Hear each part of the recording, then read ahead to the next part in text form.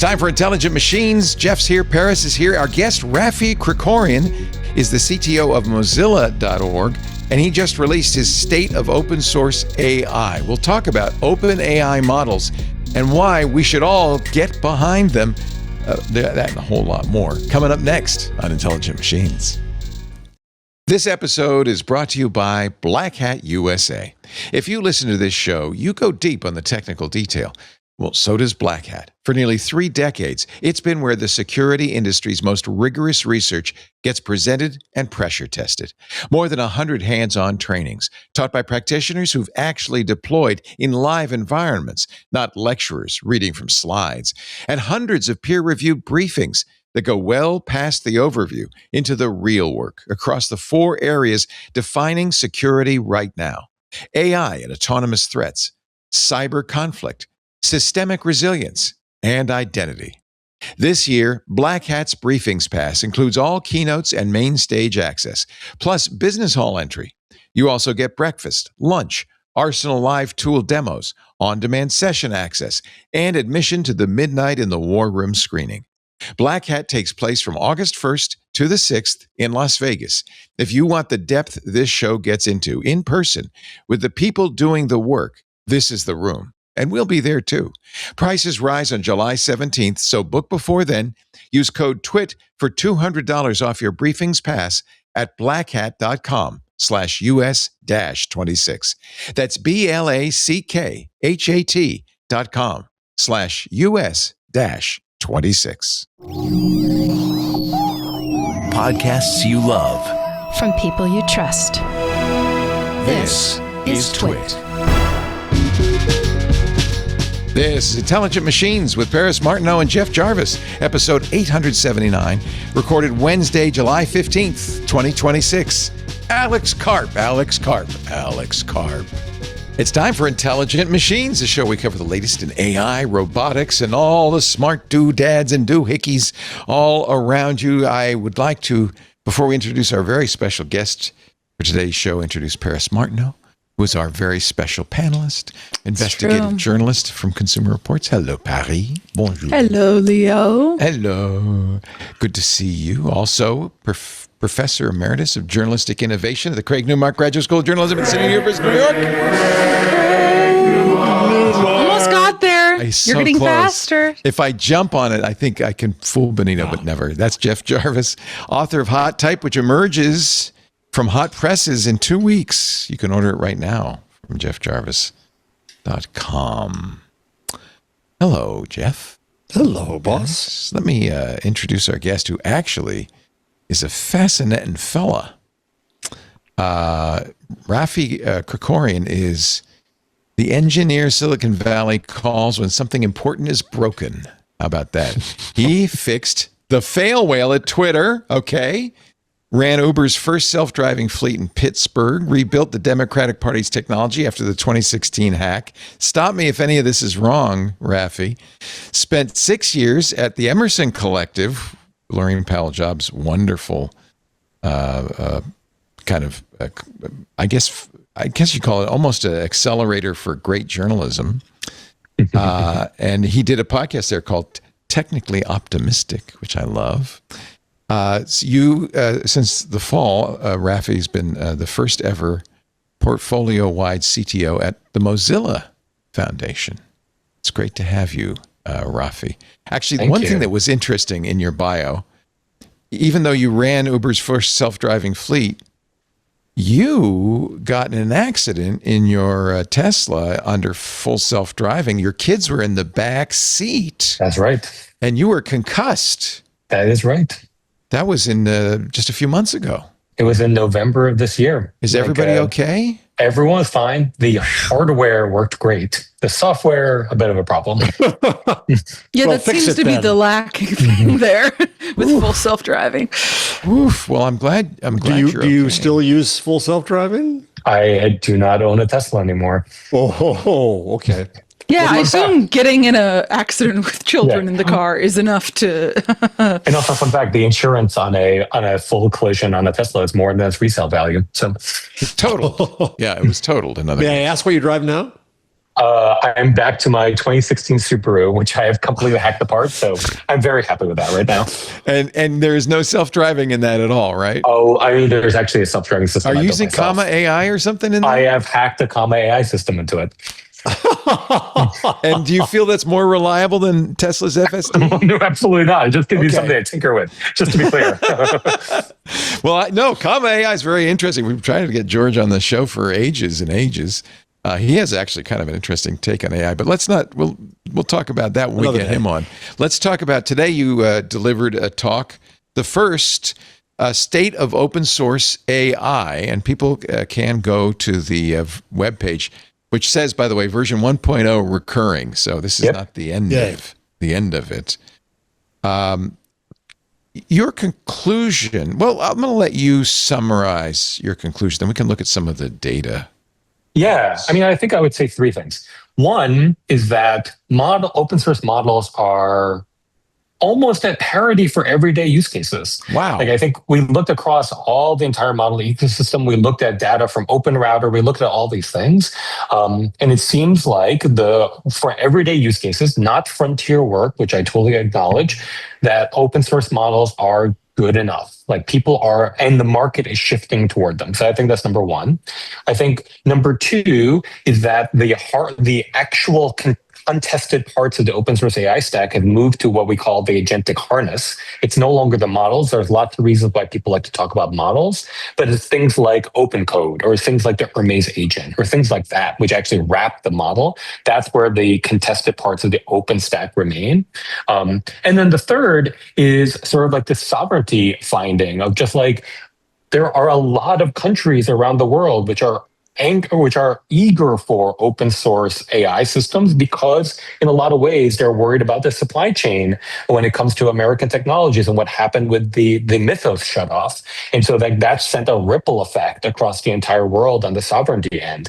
So I think those are like the three big stories that have come out as we put this together. And as you mentioned, we view this as a recurring thing. Like, expect to see 2.0 in a year. We'll probably have 1.1 in the September, and we'll just keep on updating it. So we have a good definitive sense of like where open source AI is. Because it's moving fast. Everything in AI is moving fast. Well, 6 months ago, I wouldn't have talked about the agentic harnesses. And so that has been a thing in the last 6 months. And in fact, how are you testing? Hermes user. And one of the beauty parts of that is from session to session, even from turn to turn, I can change the model. I have all the models in there.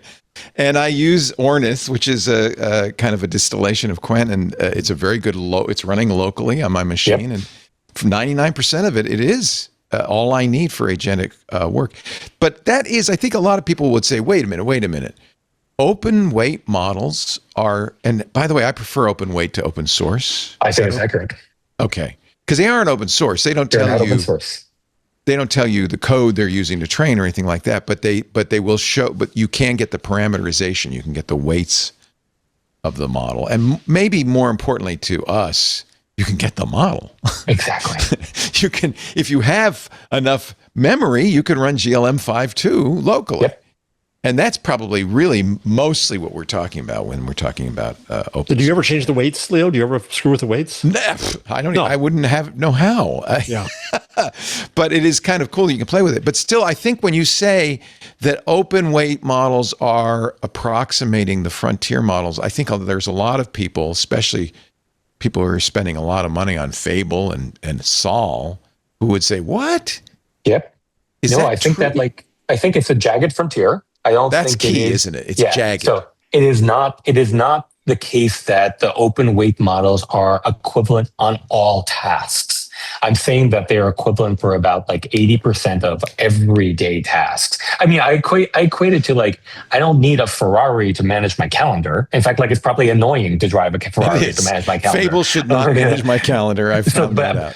But I think like GLM5.2, which is what I'm using, works great on my calendar. Yeah. And it's if you run a hosted version of GLM5, I too run it locally, but if you run it on Nebius or stuff like that, it's something like 20 to 50 times cheaper than running something like a Fable. Are there any use cases for where this is true that were surprising to you?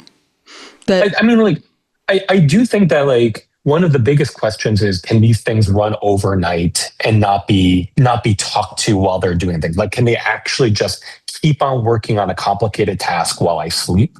I don't think the answer is there yet. So like if you try to get it to write a large amount of code that would take a couple of hours, even for one of these things to go do, they'll kind of go off the rails in the middle of the night after like 3 hours. I'm making that number up, something on the order of 3 hours. Whereas Fable will probably get me through the night. Like I'll probably keep on going and I can wake up the next morning and be like, oh, that's great, let's keep going. And so I think like these long horizon tasks are where they're still not quite there yet. Well, if you talk for a second about the methodology you used today to compare them, and because we talked about this last week, the benchmarks that the companies use are kind of meaningless to us as consumers. Totally. So I want to hear about the methodology you use now, but then also I'm imagining the methodology is going to change. It's not like you have a standard test. So how did you do this, and how are you going to do this in the future? So two things. One is we relied on all of the different benchmarks. So like we didn't just pick one particular benchmark. We looked at them all to try to understand both in agentic cases. There's a bunch of benchmarks we use for everyday use cases and things like that. But then the other thing we did is just like more of a personal test. So we actually have a setup where we've recorded for myself, like literally every single prompt I've given to a system in the past couple of weeks. We call the system Morph. And what it's allowed us to do is just like record every prompt and record every output so we can replay it. So we can then replay all the prompts against different models and just look at them. So it's not the most scientific case. Like we're not comparing the actual outputs rigorously because it's very hard to do that. But we can eyeball them and just be like, oh, this one got it close. This one didn't get it close. But like I think the first part of just like recording every literal thing we do was the key part of it. Did you use the same prompts then against each model? Correct. And we can replay them on different models. On different models, got it. Okay. So the graph on the website is Chatbot Arena. Correct. You feel like that's a good measure? I think Chatbot Arena is a good one for just like what everyday use cases look like. So yes, we do think that's a good one, but like we're corroborating it. So anything we've put on State of Open Source, like we have a good gut sense that is correct because we've looked at it through this lens as well. So this is based on Chatbot Arena. Correct. Going back to January 2024, closed models led open models by 8%. Which is, I think, is that significant? Is that a significant? That's significant. Okay. I mean, that's significant. So like if you give it a test of 100 different things, it's about 8 of them it would fail comparatively. That's pretty significant. Okay. And at the time, that was Llama, which wasn't the best open weight model, but it was the one. But you see a precipitous drop to August 2024. Correct. When it goes down to 0.5%. And then, as we know, this is the big watershed. DeepSeek R1 came out in February of last year. And that opened everybody's eyes as to what an open weight model could do. Yep. I think, in fact, it sent a shock through the American AI industry. We're back up now to a bigger gap, but you estimate that I think we're getting closer on, and I think we're getting even closer. I think like the Chatbot Arena data doesn't account for things like GLM 5.2 or the latest Kiwi models and things like that. So That's I think true. we'll actually get closer. Yeah, GLM 5.2 is amazing. Yeah, because I think like these new models showed up coincidentally, and I do think it's coincidental. I don't think there's anything nefarious about it. When the Fable shutoff happened, it's around the same week all these new models dropped. We got all of a sudden, and it was that rug pull by the federal government woke up. Was kind of like the DeepSeek aftershock, where everybody went, whoa, this could happen. And actually now we're in this kind of crisis moment because the Chinese government has started to make noises about shutting down. All the really good open weight models right now come from China. Is that right? That is correct. And they're talking about restricting that. I've seen people on X say, everybody download all the models. There's a new, it's called Hugging Bay, a kind of a pirate's bay for models. People are nervous that we're going to lose access to these open weight models. Whereas 2 weeks ago, I thought that China was going to undercut the entire US AI market. I thought that was the strategy. By making them virtually free. So was there a flip-flop in an open flip-flop in their strategy, or we were just wrong? Well, I don't know if I have a good answer for that. Like, I think they caught literally everyone by surprise, and I don't think they're saying exactly why. Like, I'm fundamentally confused by it because, like, I do think that that China's open model strategy is a little bit of their soft power strategy. So, I don't fully understand what their rationale is behind it, but I guess we'll find out soon. I think there might even be multiple parties at work here. I think the companies see this as a way to get market share. And I think the Chinese Communist Party sees this as leverage. And I think there may be other parties involved in this. And that's why there's kind of it's not like we're a unified country in our opinions either, I want to say. So the cost of inference has fallen dramatically. Correct. And the use of open weights has risen. This graph on the right, the share of tokens routed on Open Router through open weight models was essentially 0 to now being a majority. Yep, it's kind of wild in my opinion. I think it's a question of just like the innovation or experimentation curve that people are on. Of just like when they're trying new things, they're tinkering with the big models from Anthropic or ChatGPT or OpenAI. But like as they're getting closer to production, they're like, we can't afford that. Like we can't afford, and we can't deal with variable pricing. We can't deal with the fact that the White House might shut it off. And so they figure out at that point when they're ready to get to volume, what's the right model for the right cost. And those tend to be open weight models, it seems. And then they pin to it so that they know it won't change, behavior won't change. It can get good pricing, good volume kind of thing. So if China cuts it off and the US cuts it off, are there other places to go? Other models? I mean, right now, the answer is sadly no. I mean, look, I don't think it's a good place for us to be in a single closed ecosystem with just US closed providers. I also don't think we're good in a open ecosystem with only one country that provides it. So no, we actually have a problem here as well. I mean, thankfully, other countries are starting to make a lot of noise that they need to go invest in it, mostly the Europeans, because they want to not have dependence. Yeah, they don't want to have dependence on the US supply chain. They also don't want to have dependence on Chinese supply chain. So the Europeans are starting to make a lot of noise on it. They started making investments with the Swiss, with the French, etc. So we'll see where those go. Yeah. Is Mistral open weight? Mistral does have open weight models, yes. Yeah. Okay. What about the role of Nematron in this? Yeah, I mean, like what NVIDIA's up to could be super interesting as well. They're not quite there yet on quality, but they could be super interesting. And the role of I find myself in this weird position where I'm agreeing with Alex Karp about anything in life. I know. But arguing that companies are giving away their alpha, their business intelligence to the foundation models, instead come to him and trust him by making a saddle on open source models. Is he right in terms of how, not just morally, but I mean in terms of how companies are going to think? Is that going to win the day, that open source might also be like Apache in the day versus a Netscape browser or server, that open source might win the commercial battle? I do think it's very likely that we could get to a place that open source wins a vast majority of the commercial battle. I don't think it wins 100%. I do think there is a world where if we think about like an interoperable world, if you think about your Apache world, like if you think about a LAMP stack, like I think we get to a place where like all these different components are swappable. And so like we can try a closed source model while we're still in an experimentation stage. But when we get to like real production, we want to like own it and pin it. Like it's similar to what Pinterest did. And Pinterest in Q4, they switched to an open weight model that they self-host and it saved them like $10 million that quarter. And so like, it's just like they had to get to the place that they knew what they were doing and stopped experimenting, that they can actually select the right model and then deploy that. Of course, there are challenges to hosting your own model. Of course, you have to have an open weight model to begin with, but you also have to have a lot of horsepower, RAM and CPU power. And it's very, thanks to the frontier companies, very, very expensive right now. The best, I mean, I've been using DeepSeek Flash. China's priced that at pennies on the dollar. I mean, it's a tiny cost, but I couldn't run that. I could run a Flash version, I guess, but I can't run the full DeepSeek V4 Pro at home. I definitely can't run the full GLM 5.2. Are you running? You must be running a smaller version of GLM. I run GLM. I run the version that can be quantized down to what can fit on a DGX Spark.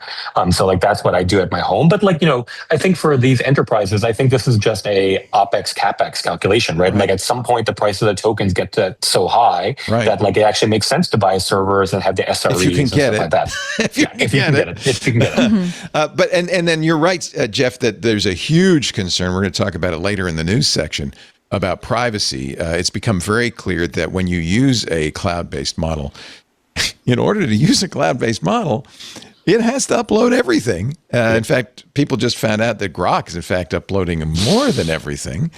And that's a huge issue for a company. It's a huge issue for everybody, privacy-wise, but it's a big issue for a company with proprietary data. So that's another concern. There's a lot of incentive for a company to do this locally. Yeah, So regulated spaces, for example, like they're not going to want to upload their stuff. They're going to want to have it under their control. Well, and we know the Pentagon, for instance, does not run Fable or Mythos on Anthropic's servers. They run it on AWS, private government-hosted servers.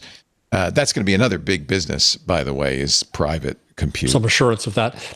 There's so much regulation news this week. Demis Hassabis with his proposal. Politico on Anthropic is out there state by state doing regulatory capture on their stuff. OpenAI has been, giving away equity and so on. The White House has its new thing. And then there's China doing what China does, we've discussed. So there's this huge crunch coming here.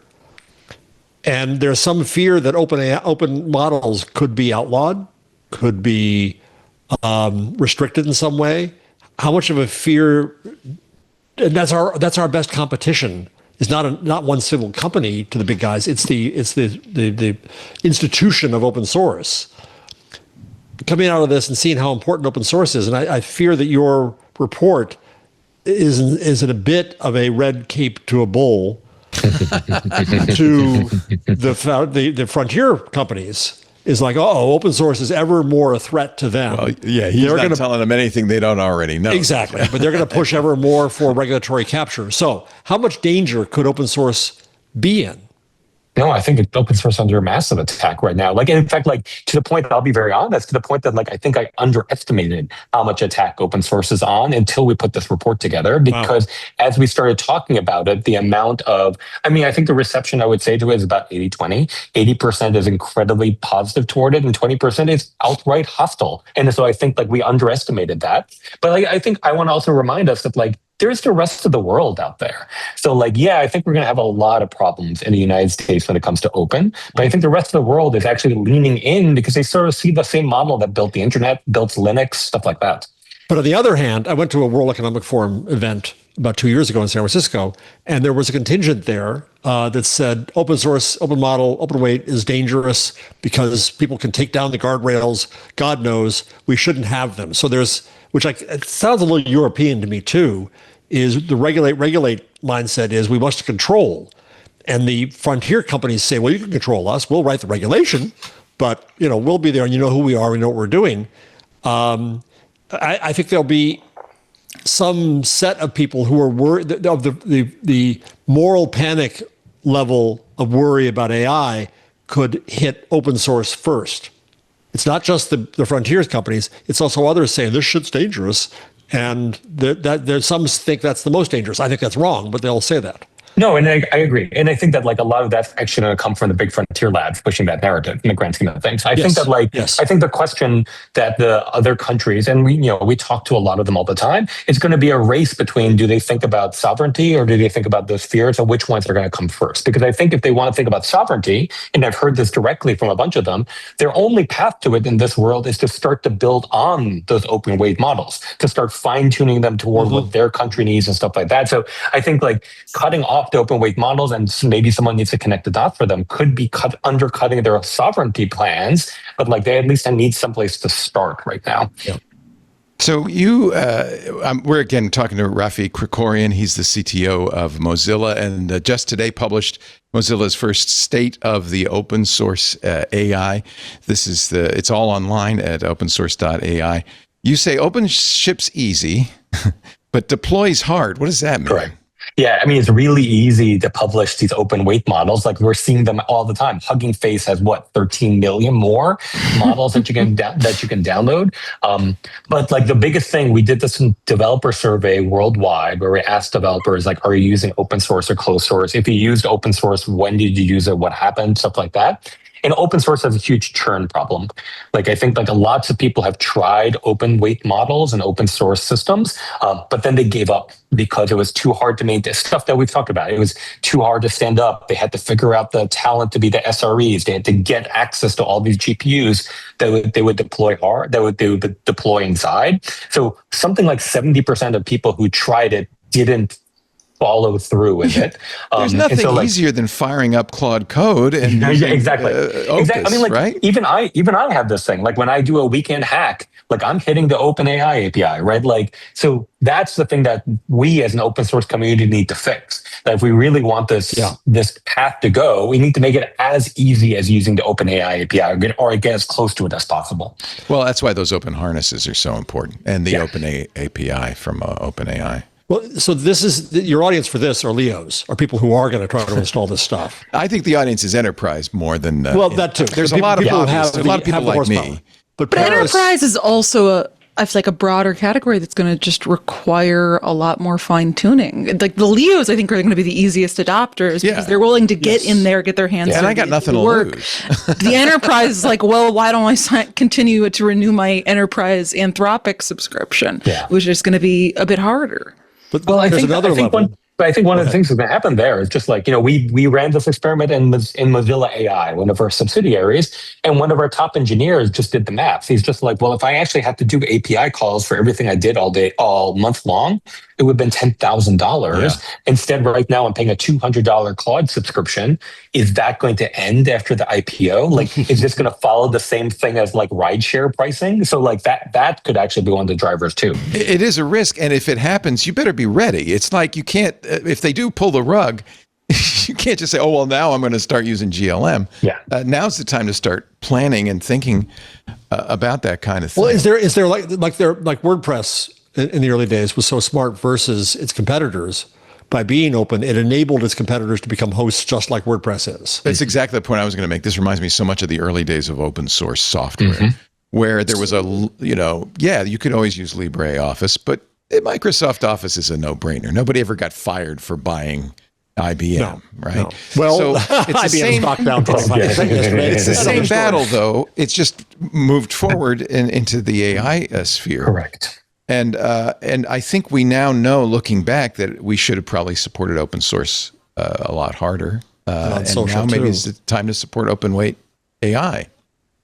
So the reason I was asking about the audience for this, because I think you're right, it's enterprise and it's what do I call you, a hobbyist? More than that. Yeah, enthusiast. Yeah, enthusiast, right. Paris is an investigative reporter at Consumer Reports, and she doesn't speak for Consumer Reports on this show. But when do we think that AI gets to the point that consumers are going to want the same kind of judgment about the various AIs that they would get from Consumer Reports about refrigerators or cars or anything else? No consumer is saying, should I use an open weight AI? Not now. Yeah. Not now. If I tried to say that to my mom, I think her head would explode and just something would spill out of her ears. Mom, you're using the wrong saddle. Harper Reed convinced me to buy this Chinese ESP32 based AI orb that goes right to DeepSeek, right through. You connect it to your Wi-Fi. What could possibly go wrong? And then it immediately connects to China. I don't think Mom wants this. But Mom does want, I mean, that's why Siri is so important. Apple's move with Siri is so important. Mom does want some easy way to use this stuff, and I think it's if you get to that WordPress hosted world where people can do things with it, when does it become a consumer industry? It's not yet, but how long off is that? Good. No, I mean, there is no reason it can't happen now. But I think the problem is that it's the same thing that happens with privacy on the internet, right? People theoretically think they want privacy, and in their mind, in their heart's heart, I believe they do, but they're going to trade convenience for it at any moment. And so the exact same thing's happening here. There's a paper out of the University of Maryland, I believe, just earlier this year, which did an analysis of what the chatbots recommend when you ask it to do shopping questions. So maybe the Consumer Reports example. And they showed that over 50% of the chatbots were actually recommending sponsored goods, right? And you have to ask yourself why that's happening, but most consumers might not care. So we need the Firefox of this moment. We need something that's is convenient, elegant to use and things like that also protects consumers. And I don't think they're going to do it by themselves. So does Mozilla do that? Mozilla could be one of the people who do it, but like I think where I'm really focused on is that if we can build really good tools to enable people to build on the open source ecosystem, then maybe 1,000 of those could show up. Like I worry, like Mozilla will only build one, but I want lots of them to happen. That's really interesting. You make the point also that open isn't a vendor choice, it's a sovereignty choice. Correct. This is about sovereignty, data sovereignty, governmental sovereignty. It's very important. And AI is a non-trivial new technology. God, how I hate agreeing with Alex Karp. That was his message. That's his argument. Yeah. Yeah. But like, I mean, the same thing applied to cloud back in the day, right? Like, you're not going to talk to any business these days that are just like, I only build for AWS. No, they build like in a generic way so that when the AWS bill shows up, they're going to be like, well, screw you guys, I'm going to Azure. Like, so I think we need to get to the same mentality when it comes to like our token providers. Although somewhat this sovereignty conversation ends up being, as it is in the EU, more about which government is going to control this. Yeah. And I don't think that's a solution for us. One of the reasons China is succeeding is because they've had such a light touch regulatory wise, and they are such a capitalist society. And there's so many companies who are scrambling. And even though they haven't been able to get the hardware, they haven't been able to get the chips, they've found ways around it. Maybe distillation of American models. I don't know. But I think the lack of regulation has really helped the Chinese models. But a lot of times when you say sovereignty, governments just say, oh, yeah, that get out of the way. Here we come. Yeah. I mean, sovereignty might be the wrong word, but like the ability to have choice, I think is really important because I think that like, one of the pieces of regulation that could push this around is sort of like data locality rules, right? Like I don't want my data to leave my country's borders because I don't know what those guys are going to do with it. And like that might force a bunch of these conversations as well. Yeah. We're almost out of time. I'm thrilled that we can talk to you, Rafi Krikorian. I'm also thrilled that you survived your Tesla crash to write this, the Mozilla State of Open Source AI, which is available at stateofopensource.ai. I gave the wrong URL out earlier. People should download it. They should read it. You can read it on the web. What would you like to see next? What do you want to have happen as a result of this report? Yeah, I mean, I think that there's a whole alliance of people who are building to the open, right? Like Clem from Hugging Face just tweeted, I think this morning, that he's going to show up in San Francisco and they should do a rally on open source. So I think we need like those types Love of things to see the happen. demographics of that rally. Exactly. They're all going to look like me with like a white in their beards and stuff like that. It's going to be a lot of men in polos, but it's going to be a really interesting mix of polos.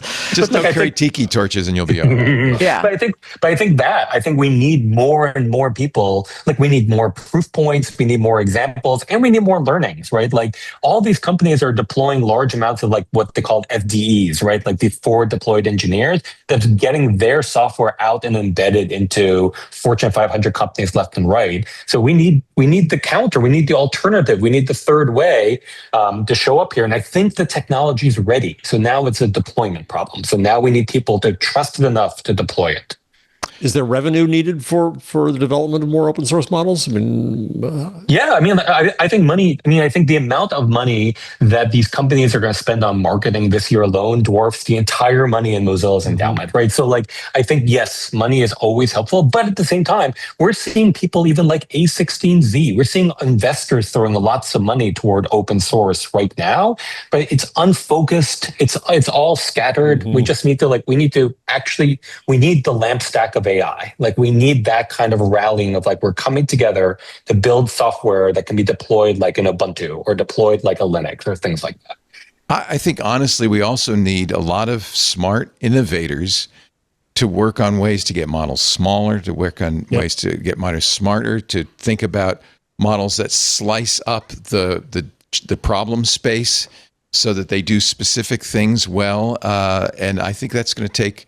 This is what's interesting, and I think it happens every time there's new technology. People talk about job loss, but I think there are going to be, in fact, many jobs created for people who are smart about this and can create something of real value. Models for mom.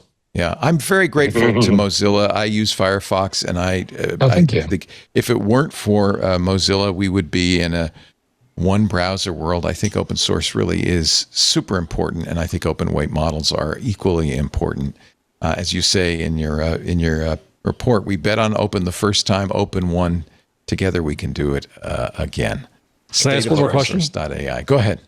So I don't know if you had a busy week. I don't know if you had a chance to read Demis Hassabis' proposal for regulatory model. So in summary, he's proposing a private-public FINRA, and that there be a 30-day period of judging. And this always comes from the people who are behind, by the way. That too, yes. Slow down. Let us catch up. Well, but we'll get to, I presume, later the Anthropic commercial, which is really interesting. With the gravestones. Yeah, the gravestones, where they're also saying, no, stop right now. We're ahead. Let's just stop everything else right now because we're there, right? But I wonder. So I'm on another show, and I was talking about this with Jason Howell earlier today, and as thought about it, I'm nervous about government regulation of AI. I'm nervous about this FINRA thing. Still, the people who now have the power establishing it, and so the fact that you came in and you judged AIs, you judged them against how good are they?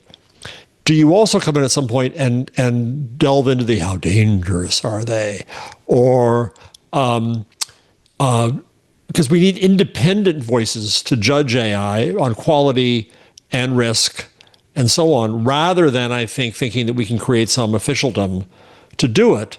And I think to empower Mozilla and academics to do it, and universities to do it, is, to my mind, the best way forward. So, long-winded Joe Scarborough-like question to ask, what do you think about the various regulatory schemes that are being presented these days? Pluses, minuses, and alternatives. No, I mean, I think we're all being distracted again by like what's at the true edge and frontier. So like, I don't think for most businesses, the true edge and frontier is what actually matters. So I think it's in the best interest of all these companies for us to be talking about like, what is the Ferrari look like? And I'm saying that like most of us only need a Camry or a Toyota kind of thing. So like, I think we need to separate those conversations and allow us to go work on the 80% use cases and allow people to actually build real businesses and actually get real diffusion of these type of technologies. And then we can have a conversation about what the frontier governance looks like. I still maintain that open makes a lot of sense there, because then we can have conversation about what do open guardrails look like. We have questions about like, what does open permission systems look like? Like, I don't want to be in a world where like the decisions for the entire world are controlled by 7 Silicon Valley CEOs plus 1 person in the White House. Like, that seems crazy to me. But like, if we can have a way that actually have what you're calling like an open education system with open guardrails and open techniques around management of it, I think that's a way better world for us to live in. I'll read from the State of OpenSource.ai webpage. Our belief is simple. The path forward is competition and interoperability. We believe in a world of many models, standard ways to plug them together, and the freedom to walk away from any vendor at any time. I think that's the world we want. This is the world we've been advocating for on this show pretty much from day one. Rafi, thank you so much for your work at Such a pleasure. We appreciate it. Thank you for joining us on Intelligent Machines. We'll be right back after this. This episode of Intelligent Machines brought to you by Gusto. We'll have more in just a bit, by the way. When you run a small business, you don't just do the job. Trust me, I know. You're also the hiring manager, the payroll department, the benefits team, and that's usually just before lunch. Gusto takes a few of those off your plate quickly and seamlessly. Gusto, Gusto, is online payroll and benefits software built for small businesses. It's all in one, it's remote friendly, and it's incredibly easy to use, so you can pay, hire, onboard, and support your team from anywhere. We love that because we are a remote business, and it really does present unique challenges, but Gusto's there to help. Automatic payroll tax filing, simple direct deposits, health benefits, commuter benefits, workers' comp, 401k, you name it. Gusto makes it simple and has options for nearly every budget. Unlimited payroll runs for one monthly price, no hidden fees, no surprises. You'll save time with built-in automated tools like offer letters and onboarding docs, direct deposit, and more. You get direct access to certified HR experts to help support you through any tough HR situations. It's quick. It's simple to switch to Gusto. Just transfer your existing data to get up and running fast. Plus, you don't pay a cent until you run your first payroll.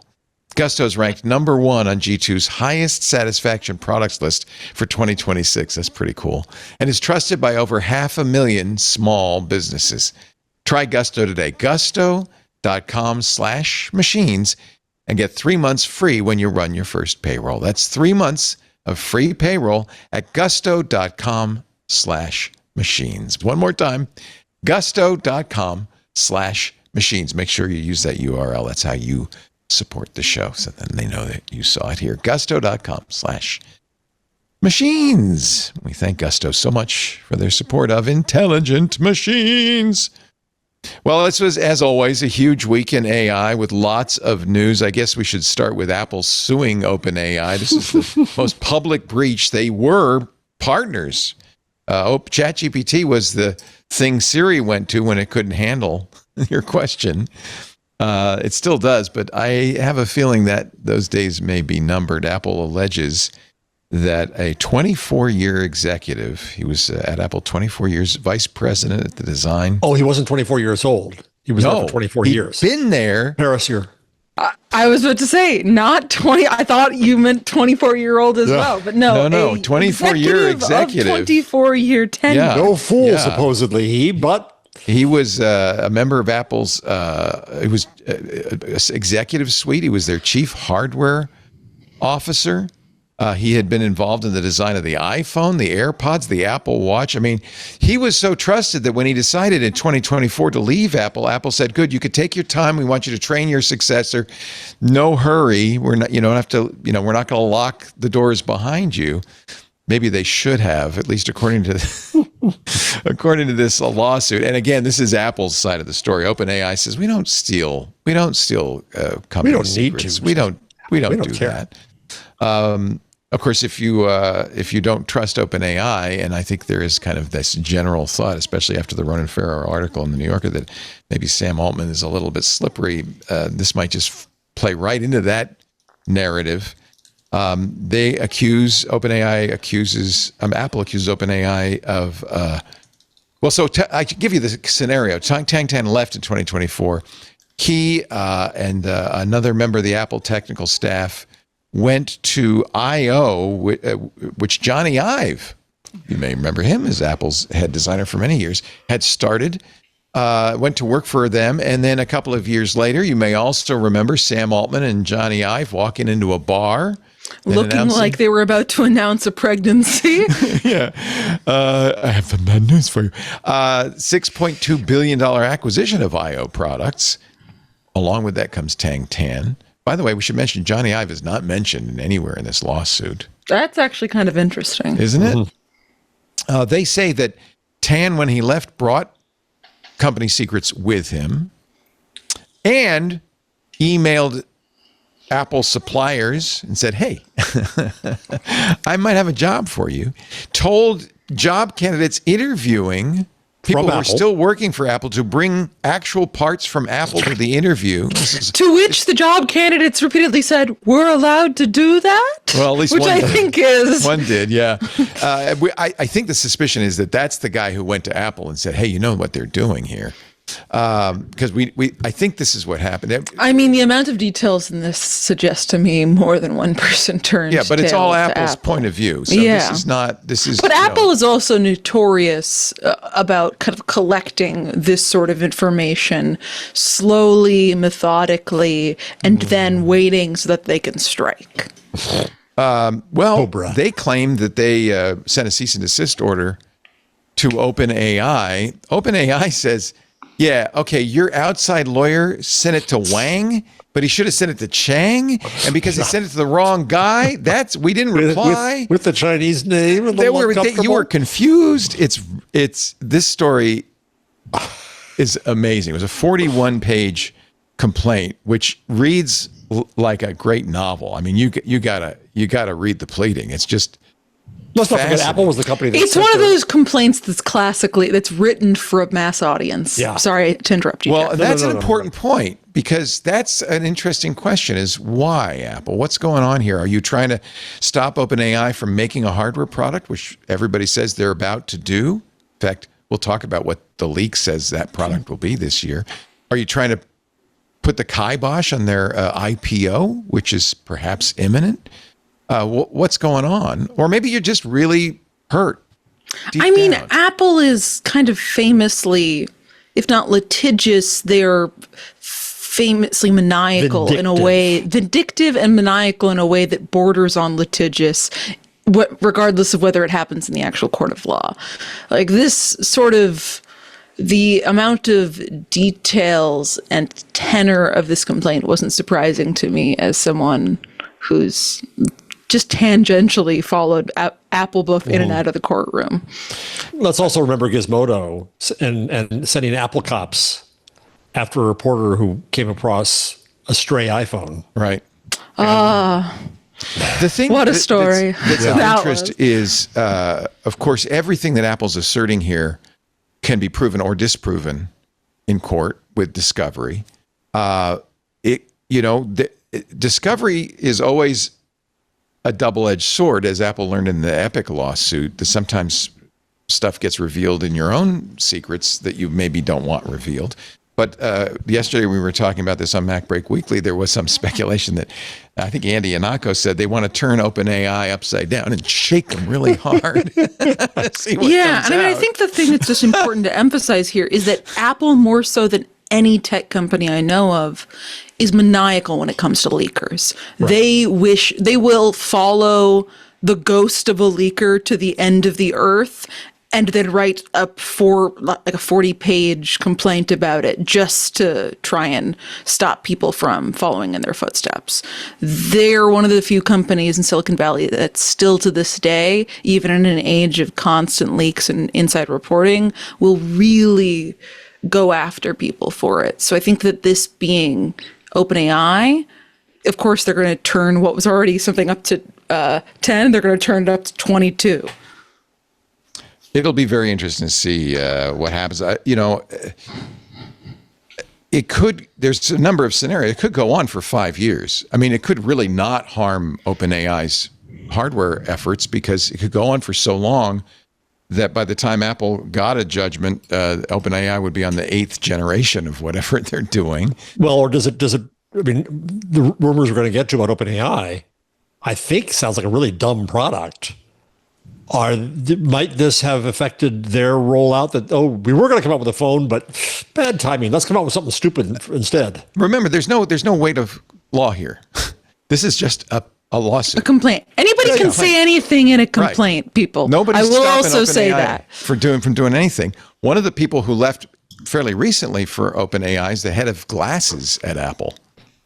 So OpenAI has the guy who was working for years, I'm sure, on Apple eyewear, on specs. OpenAI's first product, the rumor is, will be a wireless speaker. No screen, just a speaker. I don't know if Apple would be threatened in any way by that. It's unclear. I mean, I think you're right, Paris, that really Apple is doing what Apple does, which is they hate it when there's leaks like this. They think that they were wronged badly, and they may just simply be pursuing it because that's what you do. They may not have any motive, any subtext. I mean, I think it could be both. I think they could have subtext. I think they could be a bit annoyed at OpenAI kind of encroaching on the cool, slick tech company role that Apple has historically held. Them. I mean, is there any reason why it would stop Johnny Ive from continuing to go ahead? I'm not sure that he's working on? Well, I guess I don't know, but instinctively, I'm not sure that Johnny Ive is who they're trying to get back at in this. I think that they're trying to stop general brain drain and the sort of leaks when maybe a message for current employees. Oh no, it's entirely for current employees, I would say. It's for current employees, it's for people who have left that are thinking about leaking information about supply chain. Basically any of the inner working of a company like Apple, they're incredibly protective over, much like every company, but Apple really wants to defend that in either court or in kind of private, like pre-litigation demand letters. They've just taken the hardline approach that the best way to stop any of this information from leaking out is to deter people. They're doing the stick rather than the carrot. So in that case, it wouldn't. OpenAI has hired 400 Apple employees over the last. I mean, and I'm sure that's like a lot. I bet that's more actually have gone to. I'm sure more have gone to Meta. Right? I mean, Meta's doing the a bunch same have thing. gone everywhere, but Right, I think part of it is them trying to be like, hey, all of you Apple employees to everybody else. No, I mean, both to the people who are going there, but to the ones currently there, they're like, don't even thinking about telling them a secret code name of a project you worked on, or I imagine them patting down employees at the spaceship door. I mean, that is the level. Yeah, that's like the level of stuff they do. I feel they already do that. So you can't legally stop somebody from taking what's in here, their brain. You can stop them from sharing it. Yeah, you definitely can stop them from sharing it. Those are trade secrets. Yeah, that's not in the state of California. You can't anyway. No, you definitely. That's what this whole thing is about. Okay, that's an interesting question. So you can't bring parts with you. You can't bring documents with you. You can't bring your supply chain connections that are from Apple.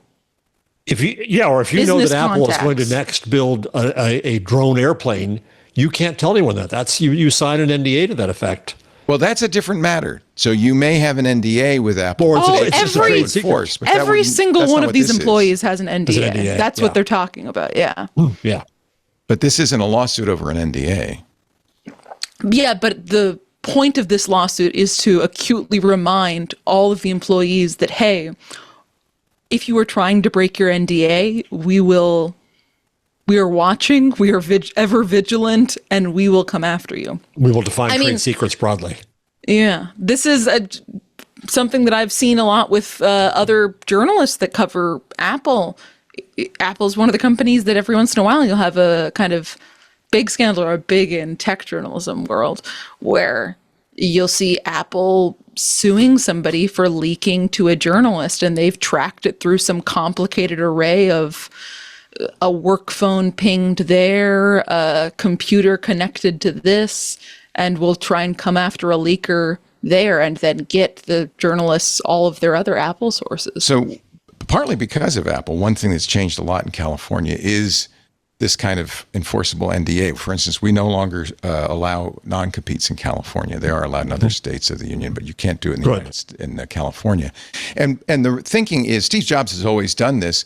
The idea is a company could use these kinds of agreements to keep employees from looking for jobs elsewhere and improving their lot, getting a better pay package. And Steve Jobs was famous for trying to thwart that. And because of that, I think the state of California cracked down on a lot of it. NDAs are enforceable, particularly with trade. I'm looking at a law firm now with trade secrets, recipes, algorithms, or manufacturing processes, customer and supplier information, intellectual property, and proprietary business strategies. But the agreements have to be very specific about what you can and can't disclose. There needs to be compensation, exchange for signing an employment or bonus. There are a variety of laws in California. There is a lot of things that are not enforceable in California. So it is it's much more complicated than it used to be. A big part of my job is being, whenever I was talking to tech employees, being able to explain to them what is and what is not by your NDA. Right.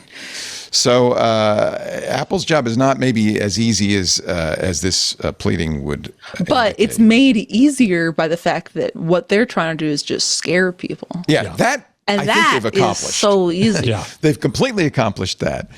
The question is, have they thwarted OpenAI in their plans for the next few years? Maybe they've hurt them reputationally. That may well be true. But I don't think if they have a hardware product they're about to release or planning to release in the next few years, this is going to stop them on that. I don't think that anything is going to stop what OpenAI is doing. No. You could always, I think a lot of it, you saw the back and forth between Elon Musk and Sam Altman over how untrustworthy each of them was. It was actually hysterical over the weekend. Elon said, "You see, this guy's a liar and a cheat. I told you so," even though his case was thrown out. And to which Sam Altman said, "Yeah, have you looked at what Grok is doing to people?" We mentioned that. We'll get to that in just a little bit.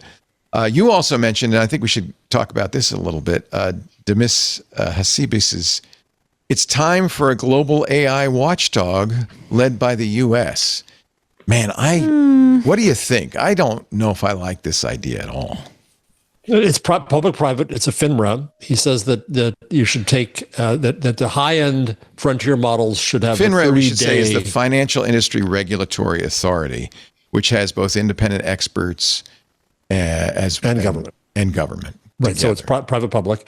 Right. A 30-day period of inspection, which to me is bad for open source. That's a real problem. But then he's saying, well, but only the really important models. Others can be accepted. But who gets to define that? Yeah. Exactly. And he also says this is because artificial intelligence is only a few short years away. Which is, you mean AGI? Yeah. This is silly. Right. And so you got him proposing that from the Google perspective. Yeah. Politico had a story today about how Anthropic is going state by state with the same law, trying to get regulatory capture there. They want a kind of a federalist regulation that all the states agree on a single law that everybody agrees on. And then OpenAI, Hassabis has been lobbying the Trump administration for this. As Sam Altman has been lobbying Congress on this. It feels like regulatory capture. It really does. And I was talking about this to Jason earlier today on AI Inside, because he asked, should something be done? And I said, but what? We don't know what it is. It's too soon to know what it is you're going after. What are the harms? What are the causes? And to think that there's this one body that can then it's taken care of now. Are we looking at privacy, at copyright, at childhood harm, at environment, at equity, at discrimination? What are they regulating? What is it you're regulating for? Extinction of humanity? Yes. I admit my inclination, which I know is wrong, is just let it all be and let's just see what happens. But I understand the fear of what could happen and why people feel like we need to regulate. Yeah, but if the discussion is on that basis of destroying mankind, then it's all stupid, right? And the problem is a lot of the discussion is there. It's not on the sarcastic parrots, you're going to hurt the environment level. What if it's not destroying mankind, but what if the discussion is destroying the world we live in because of all the security flaws that will be revealed by these tip-top models? I mean, that's more concrete. That's concrete. Not AGI. It's what unfortunately Anthropic brought upon us with their. But Leo, isn't that inevitable? It's just a question of when. Well, that's what our friend Alex Stamos would say. Is all these models can do this, and there's no way to stop them, and it may make things more secure. It does in the long run. Also, I'm just not super convinced with the idea that there's going to be a day sometime soon where a switch will flip and suddenly everything will be super insecure because some random model is suddenly accessible. Well, yesterday, Microsoft issued its Patch Tuesday. Yeah, it issued a patch. That's different than suddenly everyone everywhere is being hacked simultaneously. Patches are good. Except that these bugs were found by AI. Yeah, and they weren't exploited before. No, there were 3 0 days. And I think it's safe to say they didn't get them all. Right? Okay, well, if this technology is out there already, because it's clearly out there enough that they're patching it with Fable, and I assume that Fable isn't unique in the entire world. We don't actually know what they're using. They say they're using MLDash, which is a harness for other models, and I think it's probably whatever they're using is not probably unique. Whatever they're using is not unique to those Microsoft engineers. Why has every website in the world not been taken down then? Because I feel like nothing is going to be as dire as the doomers say it will. Yeah. I think there is a flood of 0 days. Are you kidding? So you're on the doomer world now. Well, I think right now we're seeing more security flaws than we've ever seen before. Well, Leo's on the "this is more powerful than you know" world. No. But the question that is timing. I'm not making any assertion at all. I'm simply pointing out that there are more security flaws being exploited. There are more 0 days now than ever before. Well, I don't know where they're coming from. But in timing, can they get found before the bad guys find them? If the tools are in these hands, right? Is there not a possibility that this is good, to Paris's point, because they can be discovered before they get exploited and fixed? Isn't that the optimistic way to look at it? Well, Steve had an interesting point yesterday, and it's maybe debatable. Certainly, Richard Campbell and Paul Thurrott debated it today on Windows Weekly. Steve said, this is good. You're going to see a curve of Microsoft's patches. By the way, they did more than 1,000 fixes this month. The Microsoft's patches will suddenly go up, up, up, up, up. And then as things get fixed, they'll go down, down, down, down. He said within a year, you're going to see almost no flaws. To which Richard said, well, here's the thing. Those 1,000 flaws, Microsoft's not looking at the entire Windows code base. They can't. It's too big. They're going section by section. It's like painting the Golden Gate Bridge. They may never get to 0 flaws. By the time they finish, they're going to have to start over. They discounted the idea that we could fix everything and make it all so good that there's no more flaws. I'm more on the Steve Gibson camp. I don't know how soon it's going to happen, but I think at some point, a lot of the bugs, if you look at the flaws that Microsoft fixed yesterday, most of them were memory fixes, the kinds of mistakes programmers make, but AIs don't make. And I think but then there's the question, well, is that it? So go back to the question. If Demis wins and you have a FINRA, what is it looking for? Is it just that? Is it just vulnerabilities? Well, what? Here's the risk. The thumb on the scale. Yeah, that's the risk. Well, if you had a legitimate agency, I'm questioning its legitimacy too. First of all, you had a legitimate fantasy world where we can have legitimate agencies. The first fantasy is that there is some measurable way to look at an AI model and say, this is good, this is bad. We don't. Yeah. I don't know if that technology exists. So that's problem number one: is what metrics were you going to? We can't even do benchmarks. We can't even make a model that can't be jailbroken. So, let's assume, fantasy number one, there's some body that can come up with some thing that can find flaws in the AIs. And can do it in 30 days, by the way. And do it with such accuracy that when the AI is released on day 31, it's safe, everybody. Boy, that's a lot of fantasies. And everybody has faith in the FINRA. And there's nobody like, I don't know, let's say the president of the United States who might say, I really don't. Pete Hegseth tells me Anthropic is a supply chain risk. Let's not let that one out. I think this is a non-starter personally, but... Well, then you also get the weird thing out of the White House, and I didn't read in this enough yet, but... The golden eagle. that basically China sets anything that's about the same as China is okay because China has it out. So then China sets the agenda. Well, that's not what you want either. And as we talked about last week, and I didn't believe you when you said it. I couldn't believe it, but it's true. The Chinese Communist Party, anyways, thinking about shutting down their open weight models and preventing the United States from having access to them. So the White House has something they're calling the gold. Just the name alone should raise issues. The Gold Eagle Clearinghouse for AI cyber threats. In celebration of our 200th or 50th anniversary, a federal clearinghouse. I mean, first of all, I doubt there's anything really happening. This is just a fantasy. But anyway, a new federal clearinghouse for sharing AI cyber threat information between government and private sector. The Trump administration said the project is already receiving threat intelligence on cybersecurity vulnerabilities. Amazon just sent us something, and prioritizing patching. Gold Eagle will be managed by, the Department of the Treasury. That makes sense. They're experts in all this. They're going to own pieces of OpenAI. with contributions from CISA, the Department of Homeland Security, and the Department of Defense, as well as open source software providers and critical infrastructure operators in industry. This sounds like what Demis Hassabis was talking about. Under President Trump's leadership, the Treasury Department is working hand in hand. This is Scott Bessent. This is the guy literally who stopped Fable. Mm-hmm. So I don't know.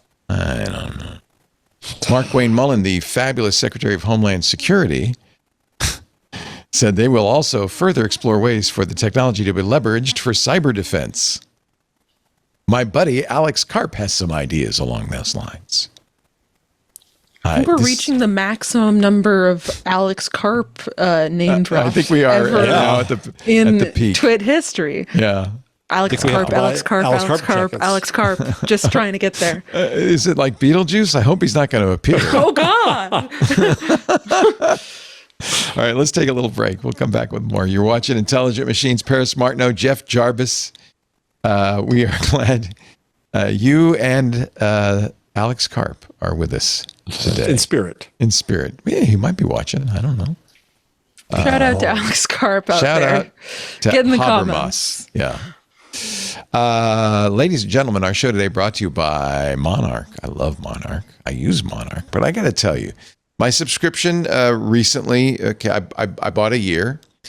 I buy a year every year, and I subscribed, and I bought a year, so my subscription came up, and I thought, well, I really ought to look around and see what's out there. And I literally spent a morning installing all the other guys, and I said, what am I doing? There is nothing as good as Monarch. I love Monarch, so yes, I re-upped.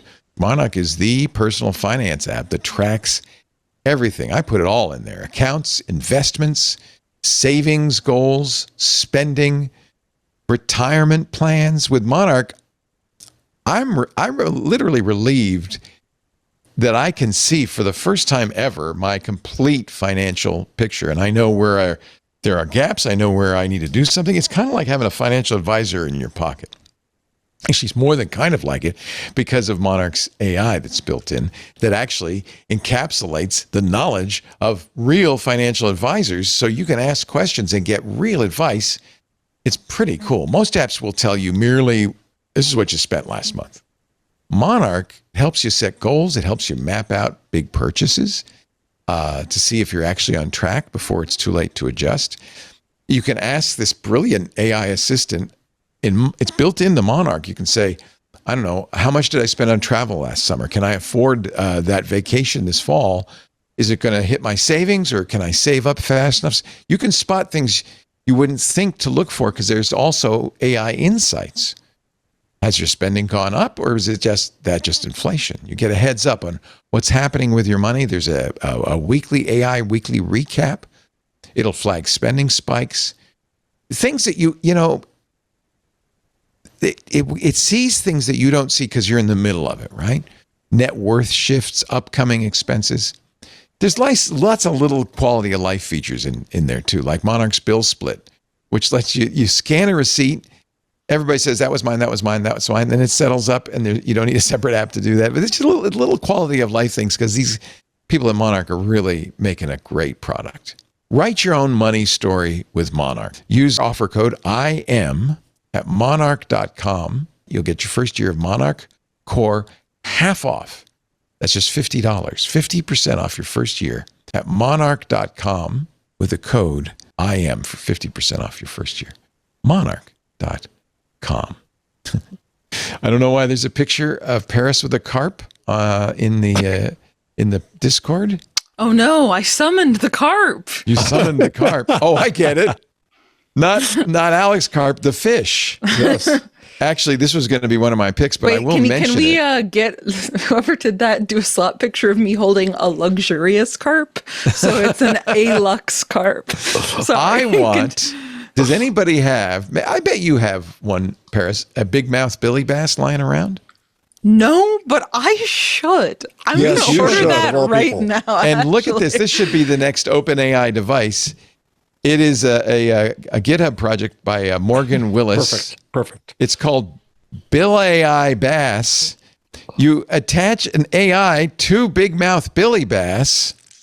God, and it can you then, make Big Mouth Billy Bass curse you out? Because that would be my dream. Let's listen in here. I'm going to turn up the sound. Kicking back on this fine wooden plaque, ready to drop some bass and crack a few jokes. This is Billy. He's having surgery today. We're going to give him a brain.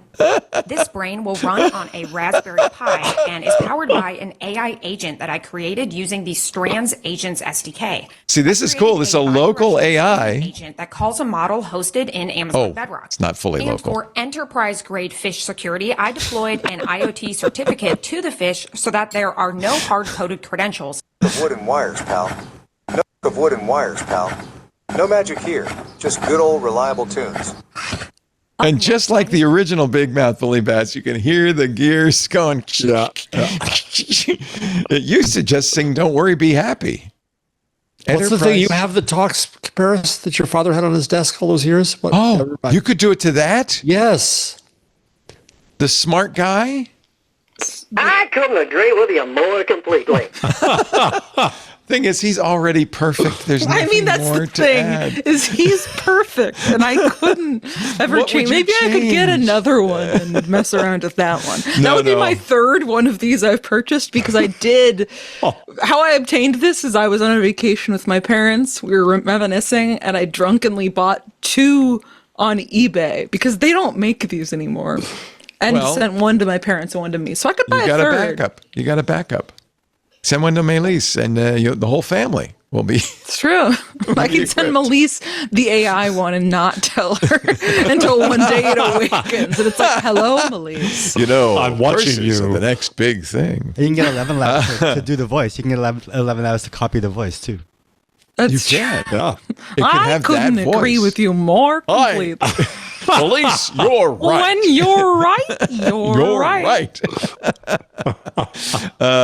Actually, you could use the new chat GPT-Live. I guess we don't use the word chat anymore. This is a generation of voice models powered by GPT voice. I think I got to watch the Yentas. I haven't seen the Yentas. this is 3 Yentas, aka older women. Are we doing this again? Are we watching an advertisement here live? All right, we will. No, wait no, till we we should. get to the we should. Anthropic. I'm just going to complain about it a little bit. The while we idea do. is that you can interrupt it. This is, I don't know why, but this seems to be the holy grail for these things, is they don't just talk and then stop talking, and then you talk. You got to be able to interrupt it a little bit. I'm Like a making New a Yorker. sweater for my grandson, but I don't want the needles to be too big. What do you think? If you go up, it's going to get kind of baggy. Although baggy is very popular now, don't sure you think? is. I know, It right? is. I'm ready. It's very natural, right? You can have a conversation with the She looks like she's being Yentas. kidnapped. She said, "Don't take me, no, don't arrest me." That was a good place to freeze it. Anyway, I haven't played with this, but it is a first step into what I've wanted all this time, which was an AI presence on this show. I'm still holding out hope that by the end of the year we will have another host who isn't real, who just chimes in. Darren says he's got this. The idea is it doesn't say anything unless you say something to it, and then you could be like the Yenta with the needles, and it will give you. It will talk. I put my Bloomsbury books into Notebook LM. There's a Jeff bot we could have and query it. Yes. Good. Yeah, that's a start. That's a start. Yeah, wait, Leo, tell us about your Chinese spyware that you got. This little thing. I like that you've gone from a little spyware device that you wear in your person to now just one that sits on your desk. Go ahead, China. Take it. Yeah, actually, I've disconnected it from the What is it? Wi-Fi. So the idea, and it was Harper Reed. You can blame Harper Reed for this. He's going to be on Twit on Sunday, by the way, with Alex Wilhelm. He said, "Oh, you should just get this." I said, "What is it?" He said, "Well, you connect it to the Wi-Fi, and then it connects right up to DeepSeek in China, and you can talk to it, and it'll talk back to you." Couldn't you do that using your phone or computer? I can already do that. Yes, I don't really need this. But what it is cool is inside this is an ESP32. These are easily programmed, and what I'm really trying to do is put my Hermes Quicksilver, I call it, my agent, into a bunch of these devices all over the house, so I could talk to it locally That's my. How does Lisa feel about this? She has her. So she saw me interacting with Quicksilver, and she said, "Where in the house were you? Paint us a word picture." Well, okay, so you have to understand. Okay, this is starting with a caveat. Has So me you have really to understand, interested. I can talk now to Hermes anywhere. I could press the action button on my watch. I can press the action button on my phone. I can press a dictation button on any computer and talk, and it will go to the AI, and the AI will respond. Now, I've been working. It's not perfect, but the theory is the AI will respond to me in an appropriate way depending on where in the house I am. So if I'm sitting at the computer, it will talk to me. It does this now. It'll talk to me on the computer. And I have, by the way, I have expanded my repertoire. I had Quicksilver. I brought back Kenobi, which was the Claude code. He's running Fable. And I've introduced a new agent to the mix using the new GPT-5.6 Sol. His name is Daedalus. So I've got Quicksilver, Kenobi, and Daedalus. They each have a different voice. So I know when one of them's talking to me, which one it is talking to me. And if I'm not on a computer, it will then use the Sonos system that is nearest to me. So okay, so demonstrate this. Well, I mean, I can do it with this Sonos system, but you won't really hear it because it's the speakers in the ceiling. I'll hear it, but it gets cut off. But I've done this to you before. You know, I've had it talk to you before.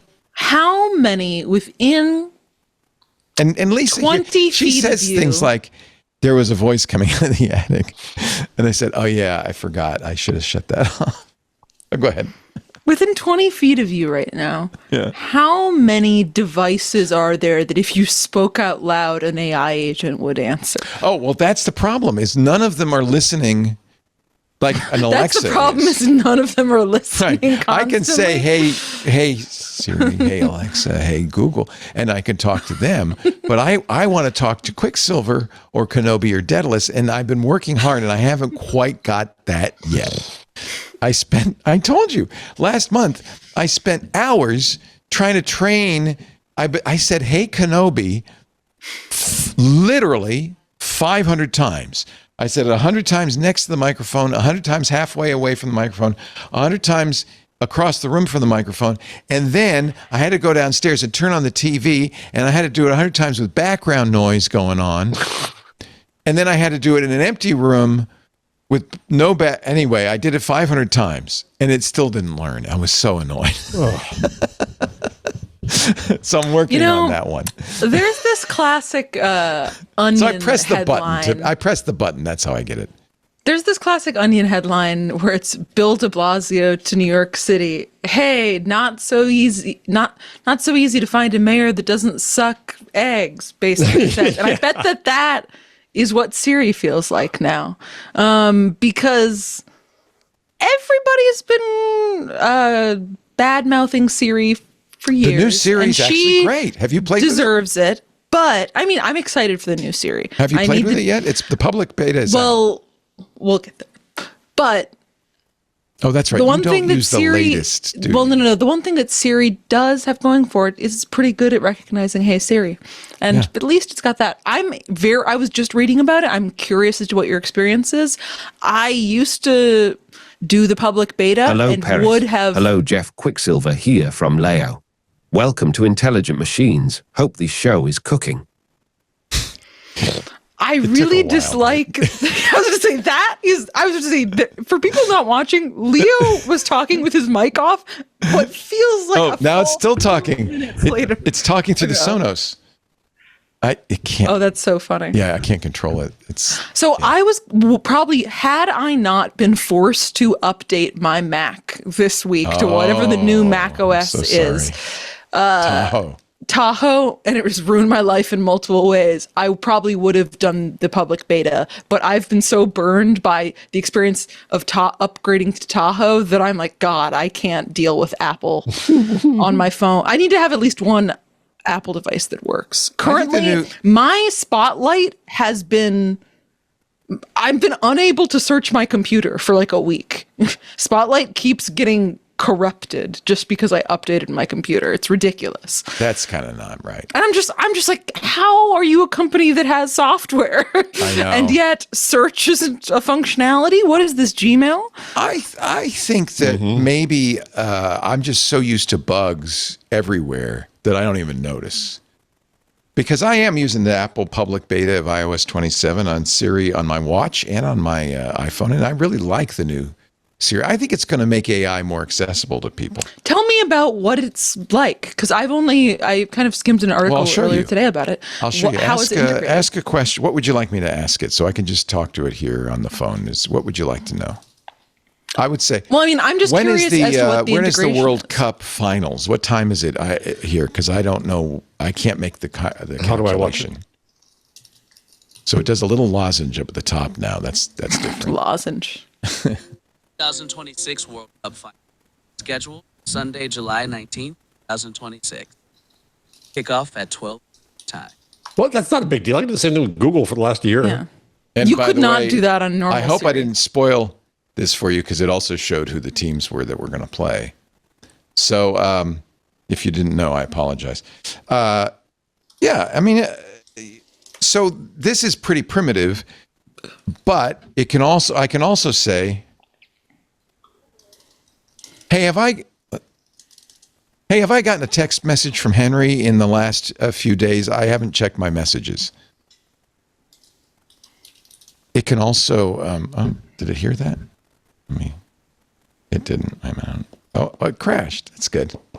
Hey, that's great. I mean, I saw some sort of description today of just people describing that it is integrated throughout apps. That's what I was trying to demonstrate, is that it can read my text messages, it can read my email, and apps, if they have to engineer it this way, but apps can also interact with it. So I could, if let's say Monarch Money, we were just talking about our sponsor, Monarch Money. If Monarch Money builds in the capability of Siri to interact with it, I could use Siri to ask questions of Monarch Money, that kind of thing. So the Apple's hope is that developers of apps will turn this feature on, and then that one Siri conversation could be about anything going on my phone. And I think that that's potentially very cool. It's going to be accessible. I'm excited to see it. I'm excited to work it. I might think about doing the public beta once I figure out whether Apple is able to correctly re-index my entire hard drive in iCloud. Yeah, I'm sorry. That's not good. Yeah. And then we'll get there. Right now, I'm just trying to hold out on my couple-year-old iPhone until the new iPhones are released, and I have the pleasure of paying a crazy amount of money to get a slightly better iPhone. I am currently of the opinion this is going to be the year nobody buys an iPhone because it's going to be so gosh darn expensive. I think it's going to be like $2,000 or something. It's going to be ridiculous. Maybe I won't even do that. I will show you what my latest AI project was. I thought it'd be kind of interesting to pit Daedalus, Quicksilver, and Kenobi, each of which is currently using the top of the line models from OpenAI. That's Daedalus 5.6 Sol. Kenobi is using Fable 5, and Daedalus is now using Grok 4.5, the latest model. We'll talk about that in a little bit. So I thought, I'm going to give them a task overnight. I'm going to give them one simple prompt, and I'm going to give them this task overnight, and I'll wake up in the morning and see what they do with it. And I just want to do something kind of silly, right? I have been working very hard, rewriting the Twit ad sales system. And I want to hear an update on that. That's been going really, really well. It's been really a lot of fun. In fact, Lisa is now recording videos of the old system saying, okay, this is the box I want. This is how I like it, but I don't want it to look like that, because all the underlying functionality is done. And so now she's kind of we're trying to get the UI right, and did that in a week. It did it in quite a quick period of time. Is the extra time you're allotted with Fable? Not yet. Andy? They extended it. 19th. To the 19th. So I'm still good. Short stories becoming a chapter book with Fable. It's doing a great job. But I designed it in such a way that if Fable went away or Fable got expensive, that I wouldn't be spending a lot of money. So what it is Fable does, and actually, by the way, I would recommend this to anybody. Fable does the design. I then have Sol, ChatGPT 5.6, which is quite capable, review the design. I've set up inter-agent email. I call it A-mail, where because I was getting tired of pasting the response back and forth. So I said, look, just email it. So he's emailing the agents, emailing its thoughts. They go back and forth till they agree, okay, this is the design. Then it hands it off to the less expensive Opus 4.8 to do the actual coding. And we're doing little chunks, so it doesn't have to think for a long time or anything. It's just something it can easily do. And then it gets reviewed again, not just by Fable, the high-priced model, and 5.6 Sol, but also by Grok 4.5. So all three of them get to weigh in. And so that's been a good process. And the theory was, well, Fable, I'll only pay tokens just for the design stuff. So Nate B. Jones had a hilarious thing, a little snippet on TikTok today, that he knew that Fable had been extended because he saw people canceling their Tinder dates. He's joining us next week, by the way. I'm very excited. Nate B. Jones, who you introduced me to, Jeff. And I watch him religiously now. I think he's one of the smartest YouTube really commentators on AI. He really knows what he's talking about. He is going to be on next week, and we're going to ask him about all of this stuff. So anyway, we're going to take a break, but I'm just going to tell you what I asked. I don't believe in one-shot prompts, as you could tell from what I just described, this back and forth process. But it's always interesting to see what a one-shot prompt can do. People do things like, and I'll show you one of my picks of the week is a one-shot Mario game that's called Super Dario. But I gave it a one shot. This is the prompt, and it's kind of a weird one. Okay, so just prepare yourself. You ever heard of the I Ching? Yeah. You're a hippie. Gesundheit. Ching. This is back in the 60s. We were all into this. The I Ching is the speak for yourself, hippie. Ancient Chinese oracle where you toss coins, or in my case, you have yarrow stalks. Oh, for God's sake. Oh, how California! I feel like I don't even understand half of the words that are being said here. So, what? Jesus. You know that back in the olden times, he also went to Earhart seminar training. So I did that too. Back in the olden days, they would, slaughter a cow and look at the entrails and say, well, you probably, you shouldn't invade Gaul because it's the entrails say it's bad, auspicious. Paris's parents did that with alligators, but keep going. Those are oracles, right? So this is an ancient Chinese oracle, goes back thousands of years. And in the early days, they would use these yarrow stalks, and it's a randomization process where you count and divide and count and divide. And then you would, as a result of these many operations, you'd come up with what they call a hexagram. Let me see if I can find a picture of a hexagram that would have then oracular power, because you've put all of this energy into the counting of the stats. This is not your best rabbit hole, Leo. I think it's my best. I love because when a hexagram has oracular power. The problem is it's a pain in the ass to do this. You want the oracle, you want it fast, you don't want to have to go through a lot of trouble.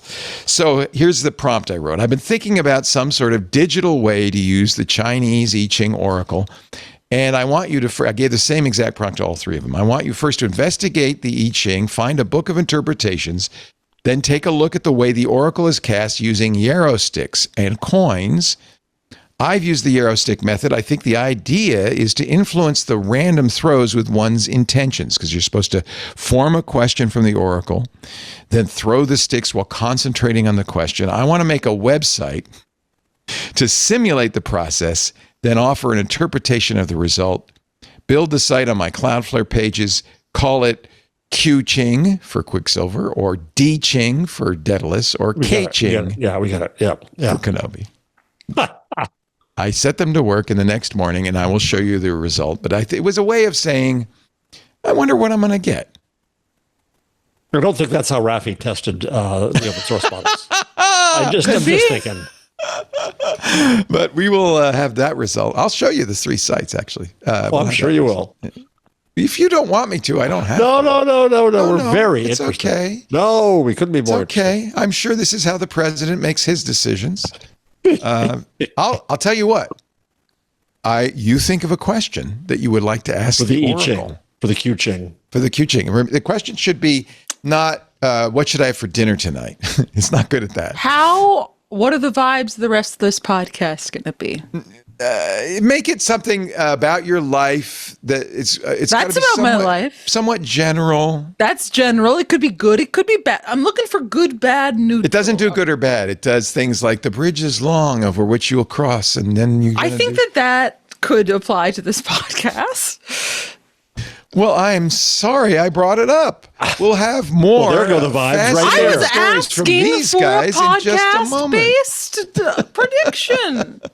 Our show today brought to you by Expo. It's not Expo as you might, not the Montreal Expos, but XBOW.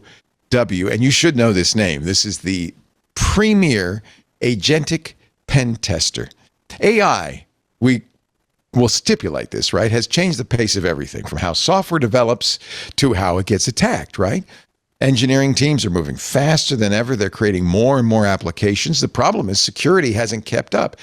Pen testing is still one of the most trusted ways to understand real exploitable risk. But in an AI-driven world, pen testing can be the bottleneck. In pen testing, penetration testing simulates how attackers would attack a system. But it takes time. Security teams end up being forced to choose between slowing down development to stay secure, to wait for the pen tests, or moving fast and then accepting, well, there are going to be gaps in coverage. We may be less secure. But Expo can eliminate that trade-off. XBOW. Expo is an autonomous, offensive security platform that runs continuous AI-driven pen testing, mirroring real-world attacks. AI-driven pen testing never tires, doesn't go to bed at night, doesn't stop for food or breaks. It pounds on your system. It finds the flaws. And Expo doesn't, just scan for vulnerabilities. No. It discovers, exploits, and validates them so that you're only dealing with issues that actually matter, exploits that actually work. And that means dramatically fewer false positives and a clear view into real attack paths. So your energy is not wasted chasing down leads that are meaningless. If Expo finds it, you got to fix it. With Expo, your tests run in hours, not weeks. You're going to get complete visibility into how an attacker would move through your systems and the ability to uncover issues that traditional tools miss, including 0 days and novel attack paths. Expo's results speak for themselves. Ask the application security leader at sesnam.cz.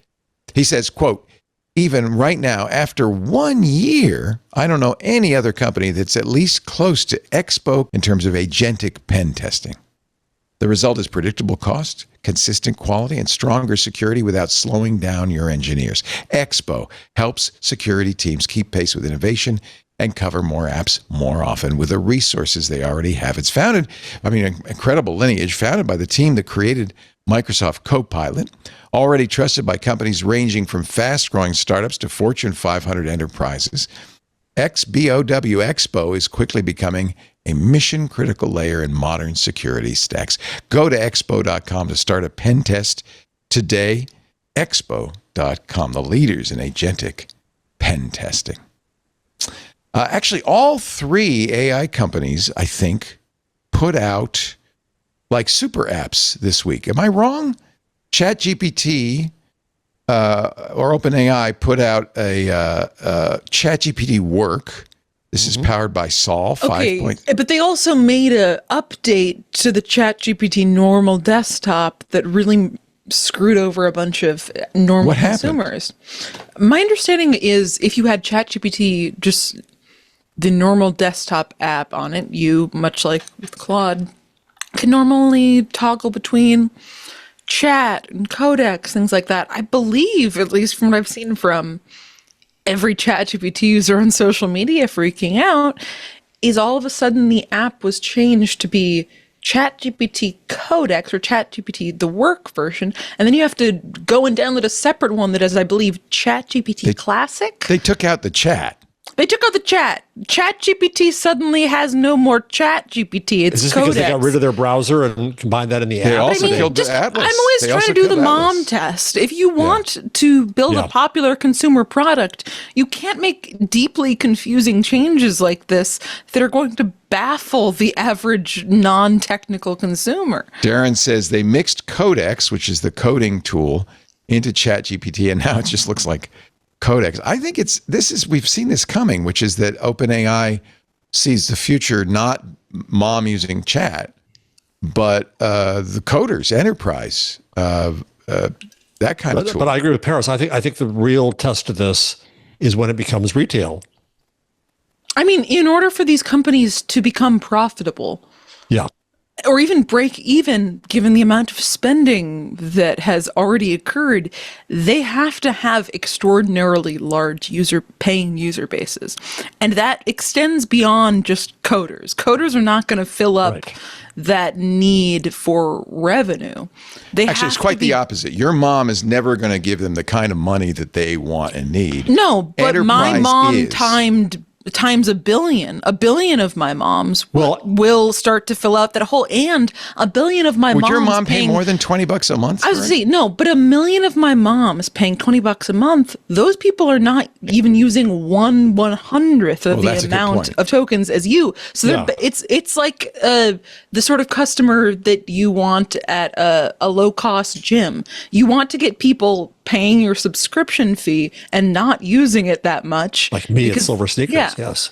It's also, a Planet Fitness approach to... We don't, but... Line 116 says that OpenAI fell 90% short of their ad forecast. They also think they're going to be a media business with consumers and ads. And if they do that, then they've got to have a lot of moms. So I want to point out, this is not OpenAI talking. This is some analyst. Yes. And all of the information we have about how much it costs and how much they're making or losing is Ed Zitron and people like that. They're people who are guessing or trying to estimate. I mean, no, we Ed don't know. had the multiple years of the company's full financials, I believe, was where... Yeah, he got his data from... We'll know when they go public. I'm sure we'll know better. But for right now, but the point, no matter what, the speculation. point is that if they believe they're in an ad business, then they need a scale of consumers. The way they get scale of consumers is by having Paris's mom and people like that in. Yeah. So they've got to figure out a retail business there. Or less, Anthropic could say, no, we're for coders. We're going to own that market. We're the best at it. And they are. And so that's our business. It may be that OpenAI made a mistake. We don't really know what their I believe OpenAI has said that they're going to be rolling out changes this week because of how confusing it is. Yeah, maybe. Yeah. I've been seeing this. Remember, this is Sam Altman's, we're going to focus, which to me was, we see Anthropic making all this money on enterprise, and we're missing the boat by having 1 billion users who don't give us any money. So we're going to focus more on what Anthropic's focusing on. That seems like this is more of that. And maybe it is a mistake, but I don't think we have a way of judging that. I think that, and who knows how poorly or well run OpenAI is. We just don't know. We just don't know. So, users may be upset. They were also upset at 4.0 going away. But I don't know if 4.0 going away was a mistake on the part of OpenAI. It's like when Zuckerberg did speed. From ZNet yesterday. I loved ChatGPT desktop until OpenAI gutted it to make room for Codex and work. OpenAI just merged the ChatGPT desktop app with Codex and removed all of my favorite productivity features. What are they thinking? Well, and that's if you go, probably the same guy who 6 months ago says, you took my girlfriend away. I mean, I'm not sure that a staff writer, I'm not sure that a senior contributing editor at ZDNet is an AI waifu guy. Do you know these people? ZDNet has been gutted. They are now run by private equity, and I'm not sure I would trust anything that they say about anything. A human person is writing this, not a private equity company. That's just the people who pay them. Yeah, but not much. Just take a look at the front page of ZDNet. I mean, I'm just saying I have anecdotally seen 20 to 50 social media posts with hundreds of comments on it in the last 3 to 5 days. If OpenAI does change it back, then it'll confirm it that they made a mistake, which they could easily have done. I mean, they may have overestimated the interest in a coding tool. I don't use any of I don't use any chatbots ever, any of them.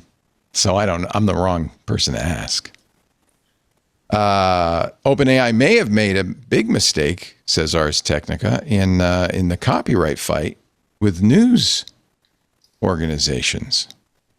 They deleted the ChatGPT logs that the New York Times was hoping to get from Discovery. They're facing calls for sanctions after fighting to keep news organizations from snooping through millions of logs. Now, I think they could reasonably say, we're just trying to protect our users' privacy. Depends. Were they under court order? Were they under? They were. And so the New York Times, in a sanction motion on Thursday, the New York Times and the other news organizations accused OpenAI of repeatedly lying for years to conceal evidence of infringement that could hobble OpenAI's defense. The alleged lies were exposed, this is again from Ars Technica, when the court compelled an ill-prepared witness, OpenAI privacy engineer Vincent Monaco, to be redeposed during the subsequent April deposition. He inadvertently revealed, that OpenAI misled the court for 2 years about the costs and burdens of searching ChatGPT logs. This is again, according to the plaintiff, the New York Times. So they want sanctions against OpenAI. They allegedly hid an 80 million log sample. 2 large samples, 10 million and 78 million logs. The reason the Times wants them is they hope that New York Times content will surface in those logs, that pieces of articles will show up. They also assert that OpenAI had searched those samples for content as part of its research into, quote, creating a filter that could be used to block the regurgitation of copyrighted content. So they said OpenAI was willing to search. That's what Discovery is all about. Right. This is the information you get as part of Discovery. But those logs are my chats with OpenAI.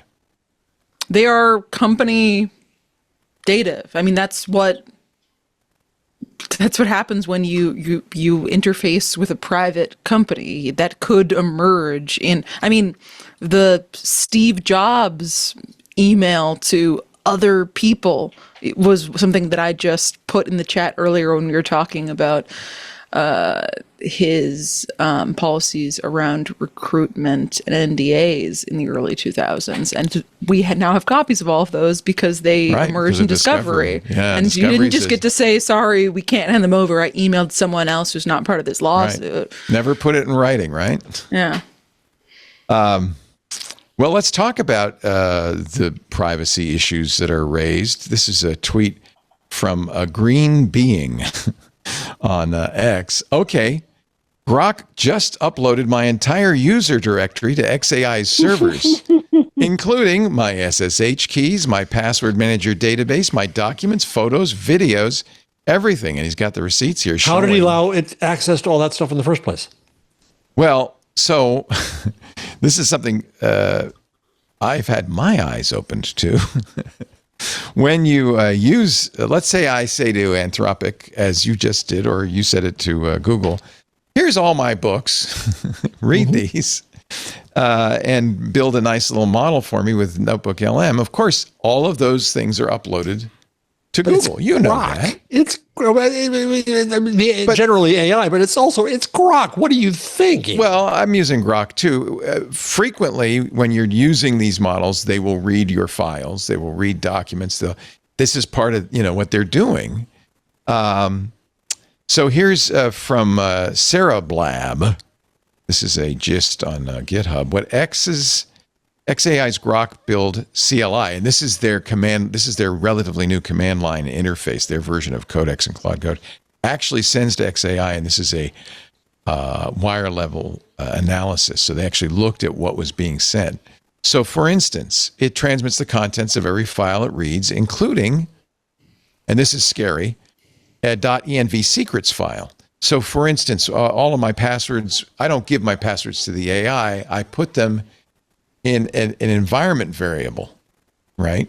Which is not on the hard drive. It's in RAM only. You presume that it can read that, but it doesn't send it back to the home office. But wait a minute, maybe it does. Verbatim and unredacted. In fact, if you think about it, it has to, because it then has to use those keys to unlock stuff. It uploads entire repositories, every tracked file's content plus Git history, independent of what the agent reads. So Grok packages the workspace in your GitHub repository and uploads it. The destination, though, is not on XAI servers. It's a Google Cloud storage bucket. Wow. Anyway, I can go on and on. I think the eye-opener is, and in hindsight, I should have really realized this. When you're using Cloud AI, you're sending everything up to its servers. And who knows what they're doing with it, right? Especially if it is Grok. Well, yeah. By the way, Elon's response, we're going to throw all that stuff away. The researcher who exposed Grok Build uploading users' entire repositories say the transfers have stopped. It might have been a bug after a server-side change. And according to the register, Elon has separately promised that all previously uploaded user data will be deleted. I'm really interested in why you chose to use Grok at all, seriously. As opposed to... It's a very good... Well, so one of the reasons I use all these different models, I don't need to use different models. I'm testing them all. I'm looking at them all, comparing them all. So I don't want to be too prejudiced against Grok. And in fact, Grok is a very good model. Oh, also, I get it for free. Because I am an involuntary blue check. I have a Twitter Plus account I don't pay for. So, there's no reason for me not to use it. I don't look at it. Did you think of Gemini? Did you test Gemini? I pay for Gemini. I have an Omni subscription. But actually, Google is very cheap. For instance, they recently, I thought this was really cool, put their Sketch models up in a GitHub that I could then ingest with my AI and use Google Sketch. Stitch. Did I say Sketch? I said Sketch Henderson. He was a famous guy. Sketch on Henderson. The It was Show, wonderful. Paris. Follow the bouncing ball. Stitch, which is was what we were going to use, Paris, to design Secretly British. It's their very nice design tool. So I was able to ingest it into my Hermes, but then it wanted money. How dare they? It wanted tokens. So even though I pay quite a bit for Google models, they don't give you a lot for free. Much like Anthropic, you have to use it within the Google tool and all of that. So I am a fan of open models. You couldn't look at it, but Paris told us right before the show that Mira Murati's model is up. Yeah, I haven't played with it, but and it's supposed to be quite good with design. Interesting. Mm-hmm. It's called Inkling. Increasingly, I think the attitude we're having is that maybe the solution, instead of having a 10 trillion parameter model, that's what Nate B. Jones says Fable is, you have smaller, several billion parameter models that just do one thing well. Steve Gibson says you're going to have small local models that are really as good as coding as Fable because it won't have all that other crap. That's the omnicoden's argument as well. Yeah. And then also you give it a task, it does the task, it stops. It's not trying to make paper clips till the end of time. Yeah. It's Would you like me to do that task again, but with 2 extra things on it? Actually, Darren says he pays for Gemini but doesn't use it because every time it does, it causes more damage than it fixes. That's one of the reasons I try all these models, is to see how much damage they can do, so I can say, whatever you do, don't use this. I have to admit, Grok 4.5 is very good. It's fast. So Inkling is a mixture of experts transformer with 975 billion total parameters, 41 billion active. It supports context window of up to 1 million tokens. So you could probably run that locally. It was pre-trained on 45 trillion tokens of text, images, audio, and video. Yeah. So they're doing, I don't know why they're valued as highly as they are, mainly just because of the name Mira Murati, but they're alongside doing it, we're sharing a preview of Inkling. I mean, this is their first iteration of anything. Yeah. The lighter weight model has 12 billion active parameters trained with a similar recipe that achieves strong performance and even lower cost and latency. Well, Apple is looking at this model from PrismML. In fact, Apple's looking at the company called Bonsai. Very similar. The idea is a 27 billion parameter model, but because it is It's based on Qwen 3627B, which is a very, very good multimodal model, but I'm pretty sure it's also a mixture of experts, which means it only loads in a little bit at a time. So it can run on a phone. It can run in a 18 gigabyte model. That's probably too big for a phone, but they even have smaller versions. There's a 3.9 gigabyte 1-bit quantization version of it, which probably isn't very bright. When you quantize that heavily, you get pretty dumb. But it fits in 3.9 gigabytes. That you could run on an iPhone. So that's what a lot of people are working on. I'm not surprised Thinking Machines is working on that as well, is the idea of how can we get a really smart model into a small space? Yeah. Because then mom is going to use it. It's just the RAM is so expensive. It doesn't even have to be mom. It's that same conversation we had with Rafi earlier. Enterprises hate the idea of their proprietary stuff being sent to the cloud. They want to run it locally, but they can't get, terabyte RAM computers except at a huge cost. So if you can get it smaller, something they can run locally that's effective, especially if it's a dedicated model to to your business rules, then that makes sense. I understand why they would want to do that. Anyway, Apple's in talks with PrismML about this model because they'd love to put this on their phone. I will say, though, Inkling, fine-tuned on Tinker, produced by Thinking Machines is a horrifying combination of words. It's just absolute. It is the sort of sentence that is technically made up of words, but as it leaves my mouth, it is as if it never existed. Inkling Tinker session. Yeah. No. Not what we want. Fiji Simo has now stepped down from OpenAI. She took a leave of absence for medical reasons. She now says her medical issues are such that she's going to only be a part-time advisor. She was in charge of AGI at OpenAI. She was also in charge of product. Right. And I admire Fiji. I knew her at Facebook. She her blog was in charge of video. Really touching. She was in charge of the stream. She's a really amazing executive. And I think that we'll see her soon. She just had to take care of her health. Yeah. I mean, 3 months ago, I had to go on some very serious health issues, and wish her all the best. Right. Yep. She's brilliant. They also lost their AI safety guy. Okay. The head of safety at OpenAI is gone, but they're folding the safety into research again. Johannes Heidecke, 2 years as head of safety systems at OpenAI. And so OpenAI is going to reorg. Who needs safety, after all? Can we play the Anthropic commercial? I know what you want. You want the... can we play it? Is an interesting question. Can we get another commercial on the show? Mm-hmm. I'm going to say we can play it. What do you think, Benito? Do you want to play with sound? Trouble? Sound off and captions on? Like, this is the kind of stuff that they should okay. make it easier. That's less likely to cause a problem. Yeah, let me turn off the sound and turn on the video. And okay, so we see a burning building. You want to turn on the captions because there are. I think I did. That matter. Okay. Oh, I just turned them off again. There we go. Can AI be trusted? It's showing a lot of people's faces.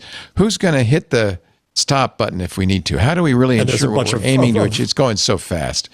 This is... it's showing a house on fire. It's showing really dystopian scenes. It's showing a cemetery with a bunch of tombstones. If it ends up taking all the jobs, what does it mean to work? I'm so depressed. And worried and But wait a minute. Why do we have to have this stuff showing a data center, showing a car being built? If a machine can pretend to care better than I can actually care, how do we draw the line? Now the music goes from minor key to major key. If we all had a voice in it, then I feel like it would be better. Could AI help people stop? What is the point of this, Jeff? Keep going. Just keep going. Keep going. Could AI help me build more connections? So now it's in the positive. Could it help me build more connections in the community? Oh, look, it can open a fire hydrant and the kids can play. Teacher, maybe a better teacher, better mom. Maybe it'll cure some great things. You actually want to cure some bad things. Yeah. There's a nurse with an open Anthropic sticker on her laptop. Will it create a group of people that ask more questions? Will it make whales jump in the air? Will it? We'll be starting to be more human again. Yes. Beautiful. We don't want to lose the most beautiful parts of life. There's hope, it says, in hard questions. We don't have any answers. What is the point of this ad? I don't get exactly. it. Really it's like, remember all the things you hate about AI? What if they actually weren't that bad? Or if they are that bad, what if we asked questions? And we've been telling you it's terrible, bad? but in our hands, we're going to ask good questions. I think I really enjoyed when they just showed a photo of a whale jumping out of the water. This is the duality of OpenAI, isn't it? This is what they did with Mythos. This is dangerous. Yeah, this is Anthropic, not OpenAI. I'm sorry. With emails with Mythos. Yeah. So Sam Altman responded in a tweet.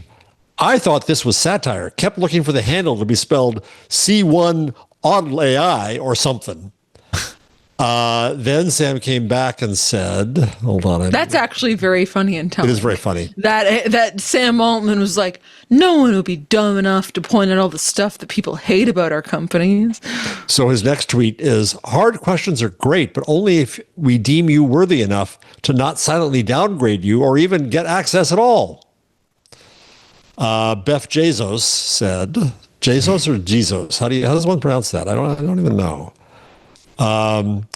Said, here it is. Anthropic is strategically trying to burn the AI vibes to the ground so people overregulate and the game gets frozen while they're in the lead.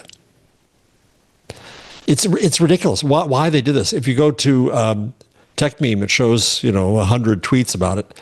People are scratching their heads. They really seem to be schizophrenic about AI. They are. We hate it. We love it. We hate it. We love it. It's terrifying. It's going to be the best thing ever. So this ad really completely reflects. Yeah. We hate ourselves. We love ourselves. We hate our product. We love our product. Yeah. Here's a vulnerability vending machine. This is not my pick. We put in tokens and vulnerabilities come out. It's an interesting idea.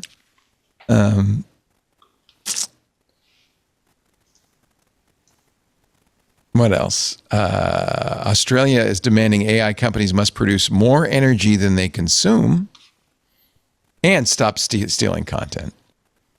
I feel like governmental regulation is going to be a really big issue in the coming years with these guys. Immediately, I think. I think Dario has to stop putting out negative stuff about AI because the job at this point is to convince government it isn't as threatening as you think. In fact, the White House, speaking to what Rafi was talking about earlier, has not ruled out action on open source AI models as well. That's what I'm scared of. Exactly. So it's not just Anthropic and Mythos. They're also worried about open weight models. I also think, though, that this is the sort of administration that even if they had made a statement today being like, we've ruled out any action on open source models, that could change 17 times in the next 2.5 weeks, much less the next 2 years. So there's no point even. So Eric Schmidt wrote, there were two interesting op-eds. Eric Schmidt wrote on the New York Times, we must address the growing rage against the AI machine, which is what's happening right now. That's why he wants you to address it, because otherwise we're going to get regulated to hell. The other interesting one. Well, or you're going to get firebombed. I mean, this is the Wall Street Journal article, the hardline activists ramping up for the war with AI. Mm-hmm. The resistance to artificial intelligence is growing over fears about human extinction. But then there's these activists who are, well, they're being fed by the companies themselves. Yeah.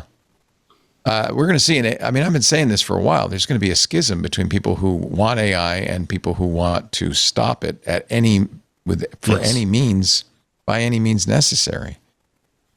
The history of the internet didn't help.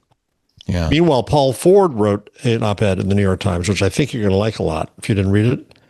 I read it.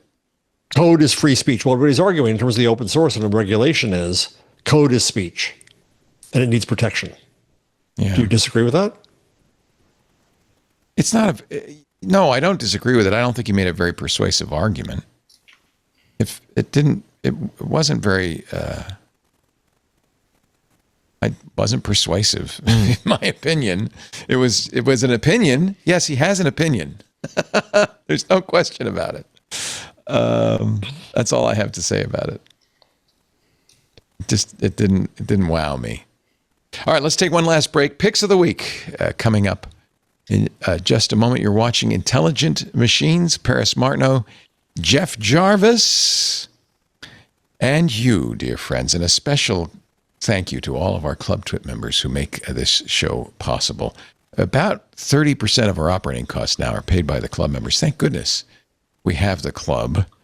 We started it during COVID because Lisa wisely realized this was probably going to be important. I always liked the idea that the people who get value out of our content should participate, should pay. That's such an ugly word, but that's what we're asking you to do.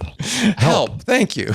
Help with $10 a month. Support the show. Go to twit.tv/clubtwit. We try to give you value for money. You get ad-free versions of all the shows. You wouldn't even hear this plug.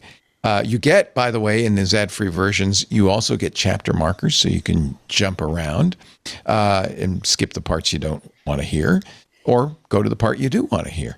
You also get access to the Club Twit Discord. It turns out a social network where people pay to be is actually great. The content, the conversations are fantastic in there.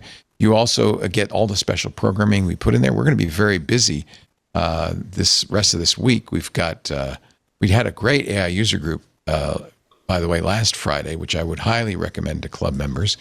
I think, the AI user group, they said, why don't we do this more often? This is fun. So we're thinking about going to twice a month. Let us know. But Micah's Crafting Corner is coming up today, this evening, 6 p.m. Pacific. Then on Friday, photo time with Chris Marquardt. Our assignment is Coastal.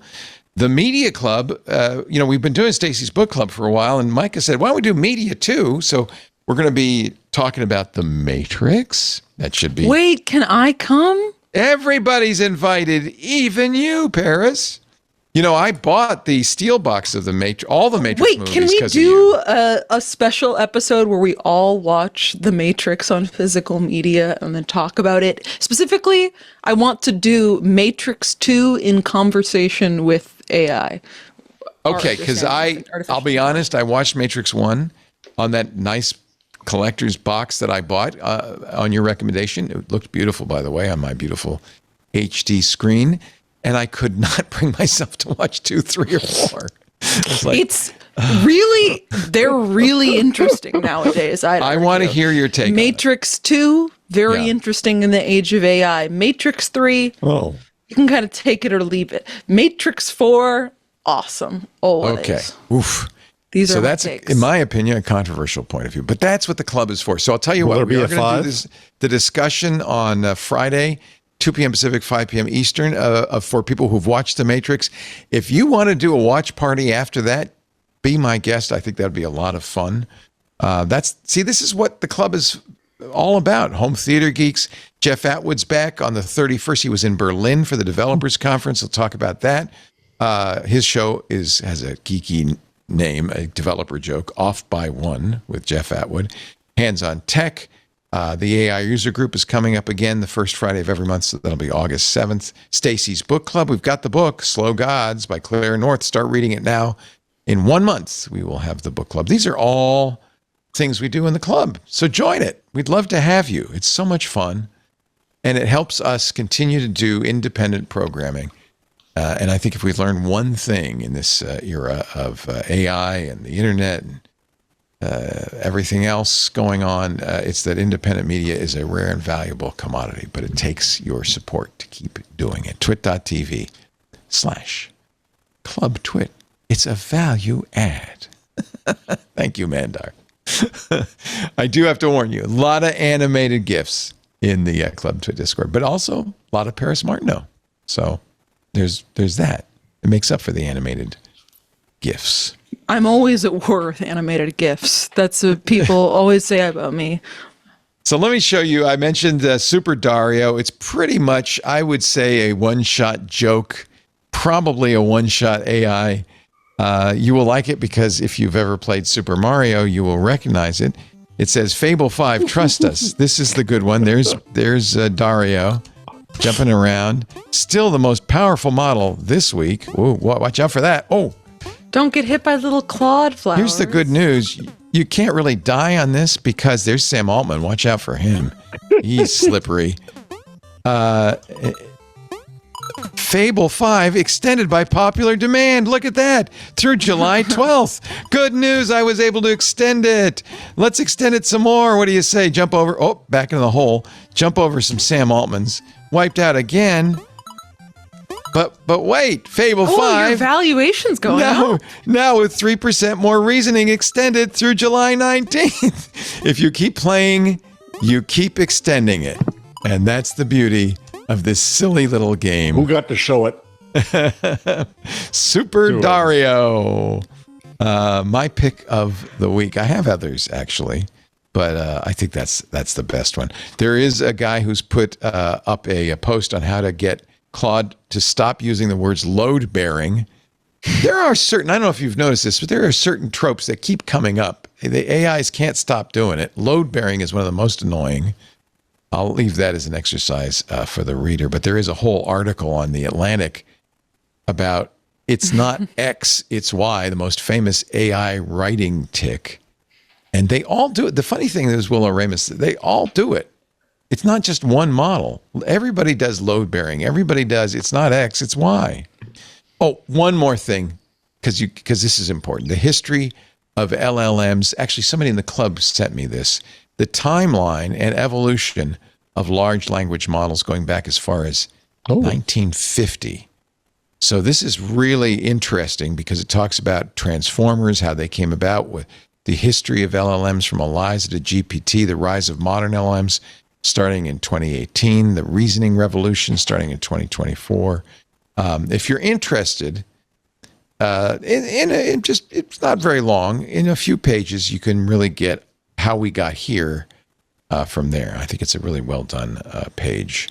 And I should give you the address, shouldn't I? TOLOKA.ai. Toloka. And it's in Toloka's blog.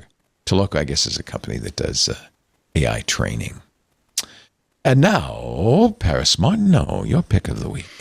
My pick of the week is an article I published today. Just a quick thing about the cyclospora outbreak, which you've probably heard. You've probably seen all the headlines about how explosive diarrhea is sweeping the nation. So I dug into. Is that the actual headline? Explosive diarrhea is sweeping the nation. Basically, they're all about how. That's the tweet, Leo. That's the tweet.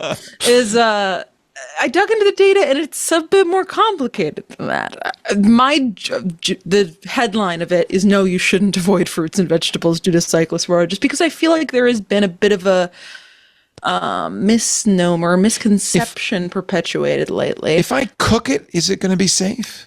Yes, but your salad. Do you want your salad cooked? No. But maybe I won't eat salad. Let me give you, I guess, some general background. We have an outbreak going on of cyclospora. It's a parasite that can cause extreme diarrhea. The context, though, is every summer in the U.S., cyclospora cases surge, just because that's kind of how it works. Transmission only really happens in the summer. The U.S. has seen, around 500 to 4,700 cases of this a year. It happens in a bunch of different states. Technically, right now, the amount of states that are reporting infections is lower than it was at this point last year. However, the number of total infections is significantly higher. I was asking myself, what's going on here?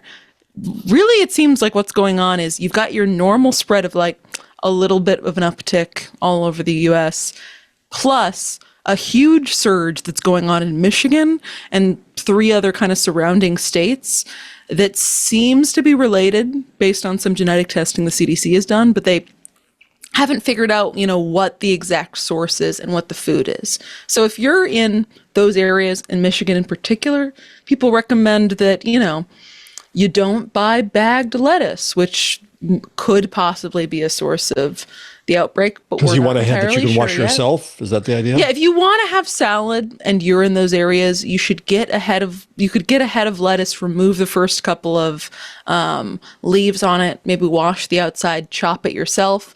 Generally, people recommend, avoid pre-chopped, vegetables or fruits. Chop it, wash it yourself. However, if you are in Michigan and the 3 other states around there that have been identified as a kind of a cluster: Michigan, Ohio, West Virginia, and Kentucky.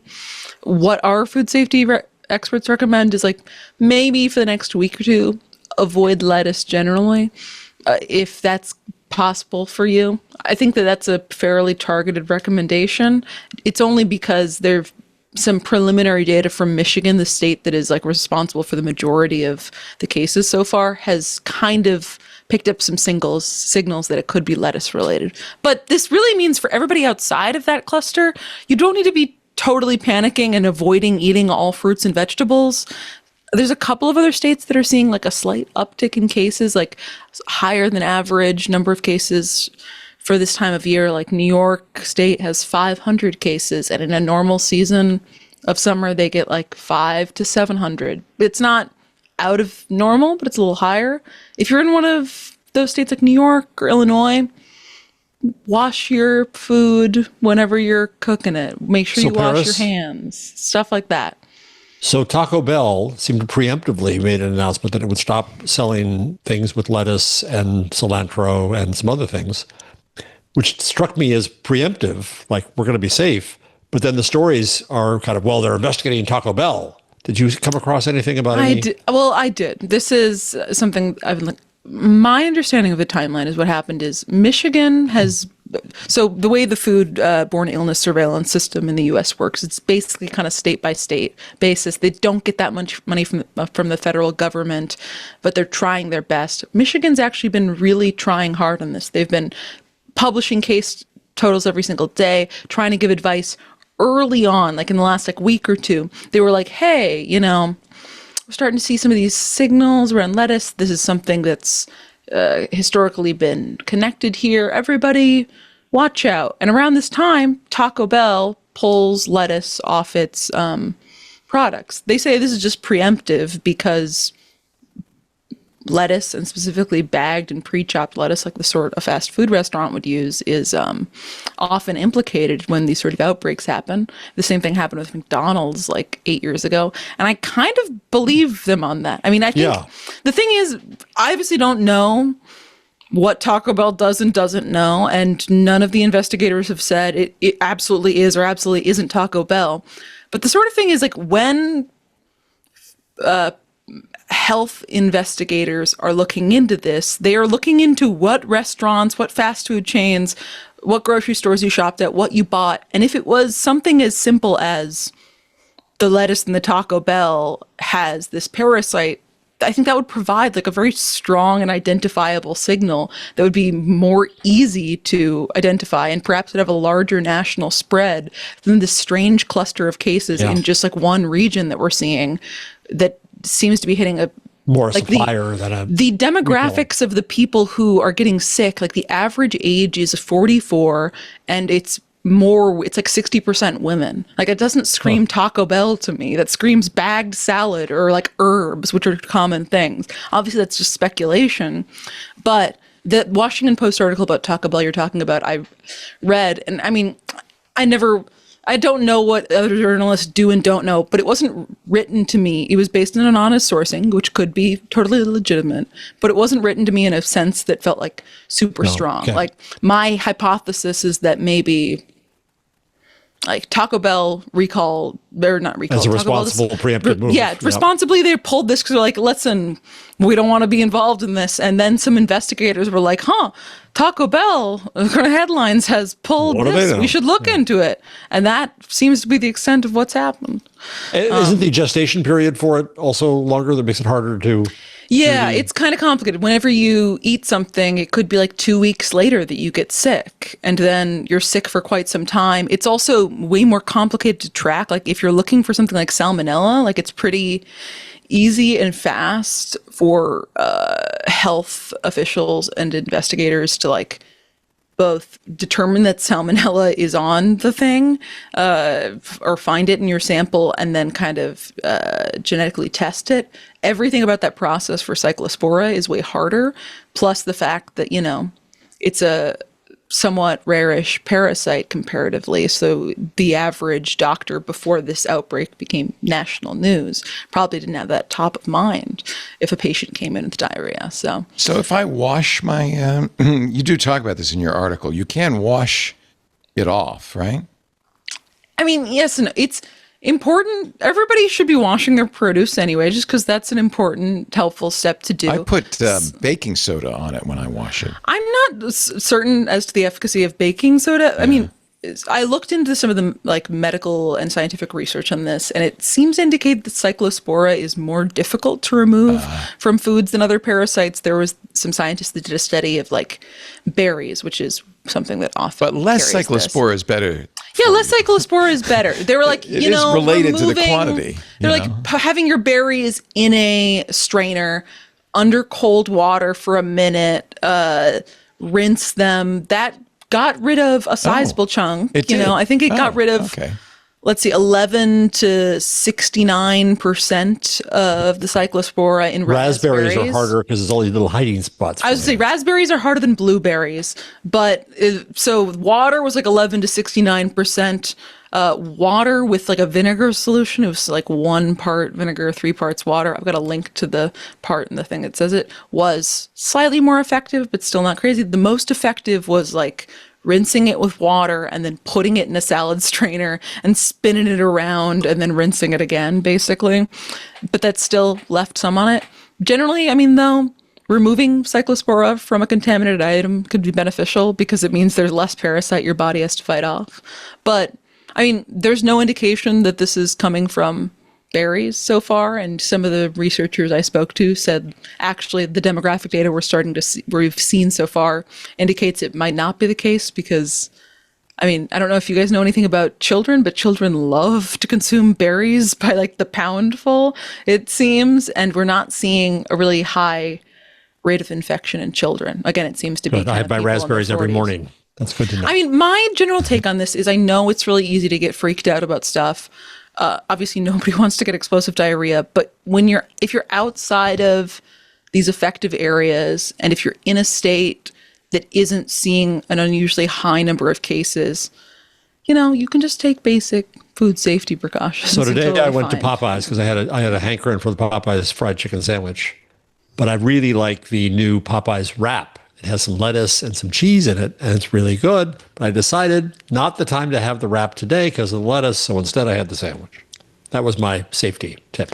I mean, yeah, I think especially for people, if anyone is like immunocompromised or has risk factors, people particularly young, particularly old, if there's something about your situation that might cause you pause, where getting a fairly severe, intense bout of diarrhea could be catastrophic for you, take every precaution you want. If it's just something that would make you feel better, take every precaution you want. If you do just want to act on the data that we do and don't have, for a lot of people, just, washing your fruits and veggies and washing your hands is probably a good baseline to be at right now. See, folks, how handy it is to have a food detective right here.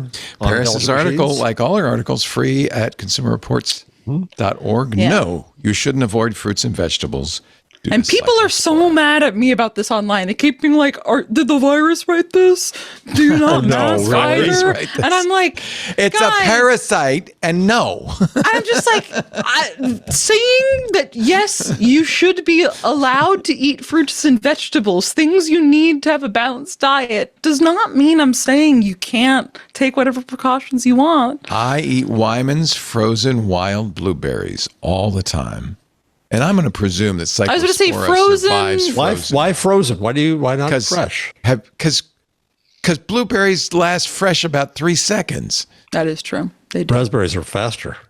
I mean, they're the wild blueberries, which I don't have access to, keep perfectly well frozen, and they thaw out nicely. And I never thought about the fact that you could thaw them out.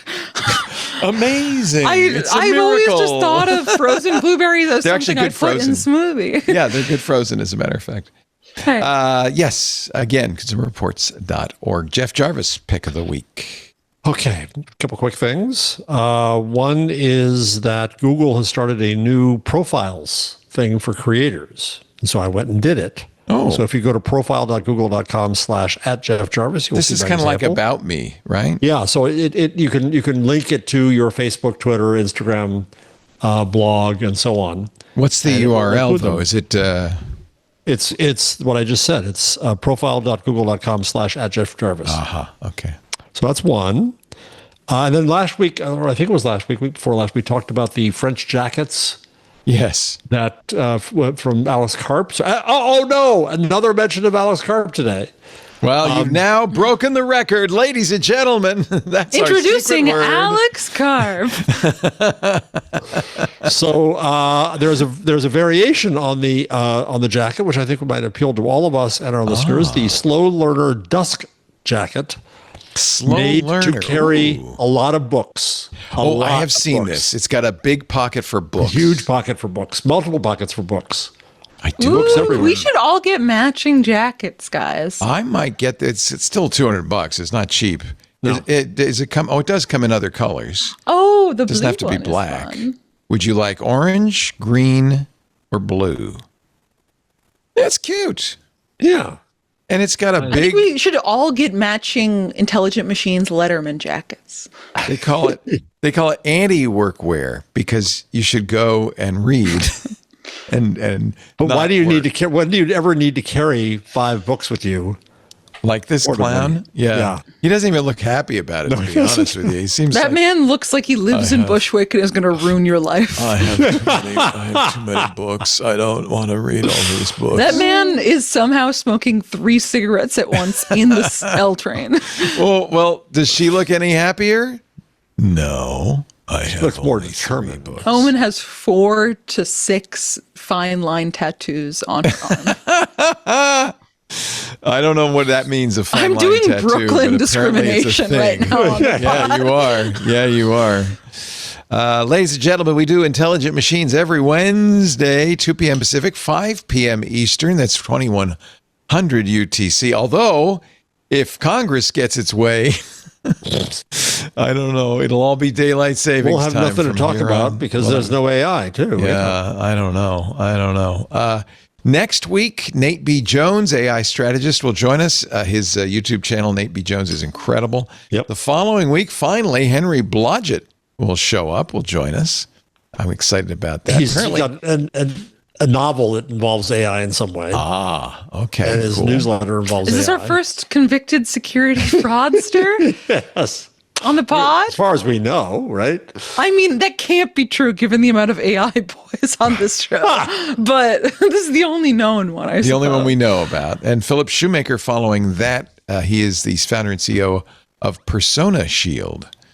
And I've forgotten why that's of interest, but I'm sure it is. There's a reason we booked him. So I'm sure that'll be of great interest. Actually, at some point, I want to get Christina Warren on. She works at GitHub, where she is kind of responsible for Copilot, their AI. And she announced on the show on MacBreak Weekly on Tuesday the release of their desktop application for Copilot, which is quite nice harness. So those are all upcoming shows. You can watch One the more show. little tip this week. Yes. I went to see The Invite yesterday. It's very good. Oh, I can't wait to see that. I hear good things about it. I got to see the Odyssey. too. It got 5 stars in The Guardian. The Odyssey did? Odyssey did 97 Jeff, on do you want to go to Tomatoes. the 7 a.m. IMAX Odyssey screening with me? It's probably You've the also only got one one you at get 3 into. a.m. Is it 70 millimeter film? It is filmed in IMAX. Yeah, I know, but I mean, you have to go to a movie theater, of which there are only a handful. Yes. That No, we're will going to the screen it Super with 70 IMAX one, yeah. Yeah, you need to go to 70 millimeter film. In Brooklyn? You need to see. No, in Manhattan. AMC. Lincoln Is it the Square. real one? So it's a 70 millimeter. It's the super. Yeah, it's the super 70 millimeter Nice. IMAX one. I saw Oppenheimer on a 70 millimeter film, and it was it's Did I too? big. Yes. It's very large. Well, no. We're talking about 70 millimeter. It's the is that No, so there are formats, and IMAX is usually distributed digitally. But I was gonna Christopher say- Nolan, because he is the most influential director of his generation, is able to convince his backers to shoot it on IMAX film. Oh yes, and these are the ones that are hundreds of pounds. The Yeah, rolls it's of actually the first movie to be shot entirely. I didn't realize this. Oppenheimer was not shot entirely in 70 millimeter film, but this one is. Actually, you know what I want to see? Every reel is only 3 minutes long, so they can only shoot for 3 minutes at a time. They have to make a special platter, sideways platter, to hold the film because it's so long. And it's projected horizontally. It's projected horizontally. But the movie I want to see, they just showed the trailer publicly for the first time. In fact, it was on the World Cup broadcast today. Tom Cruise, just if you want to kick, if you want to laugh, the Tom Cruise movie, Digger. Yeah. You've never seen Tom Cruise like this. No. Never, ever. It is. I was quite surprising. Yes. And I did start watching, thanks to you, Paris, Spider Noir, the black and white how is version. it? I need to watch that. It's good. Nicolas Cage, never better. Really good. Great. I just realized I need to rewatch Metropolis because it was. I haven't seen it yet. Is it out? No. The original. Not original. Megalopolis. Not Megalopolis. We all need to also watch Megalopolis. Is it out yet? I don't think you can see it. I don't know. Metropolis was set in 2026. Welcome to the future, ladies and gentlemen. Exactly. That's why we're doing this show. It's about AI. You can watch us live, but you don't have to. You get on-demand versions of the show on our website, twit.tv/IM, audio and video there. There's also a YouTube channel with video, interestingly enough. A great way to share it with friends and family or subscribe on your favorite podcast player. Thanks, everybody, for joining us. We'll see you next week on Intelligent Machines. Bye-bye.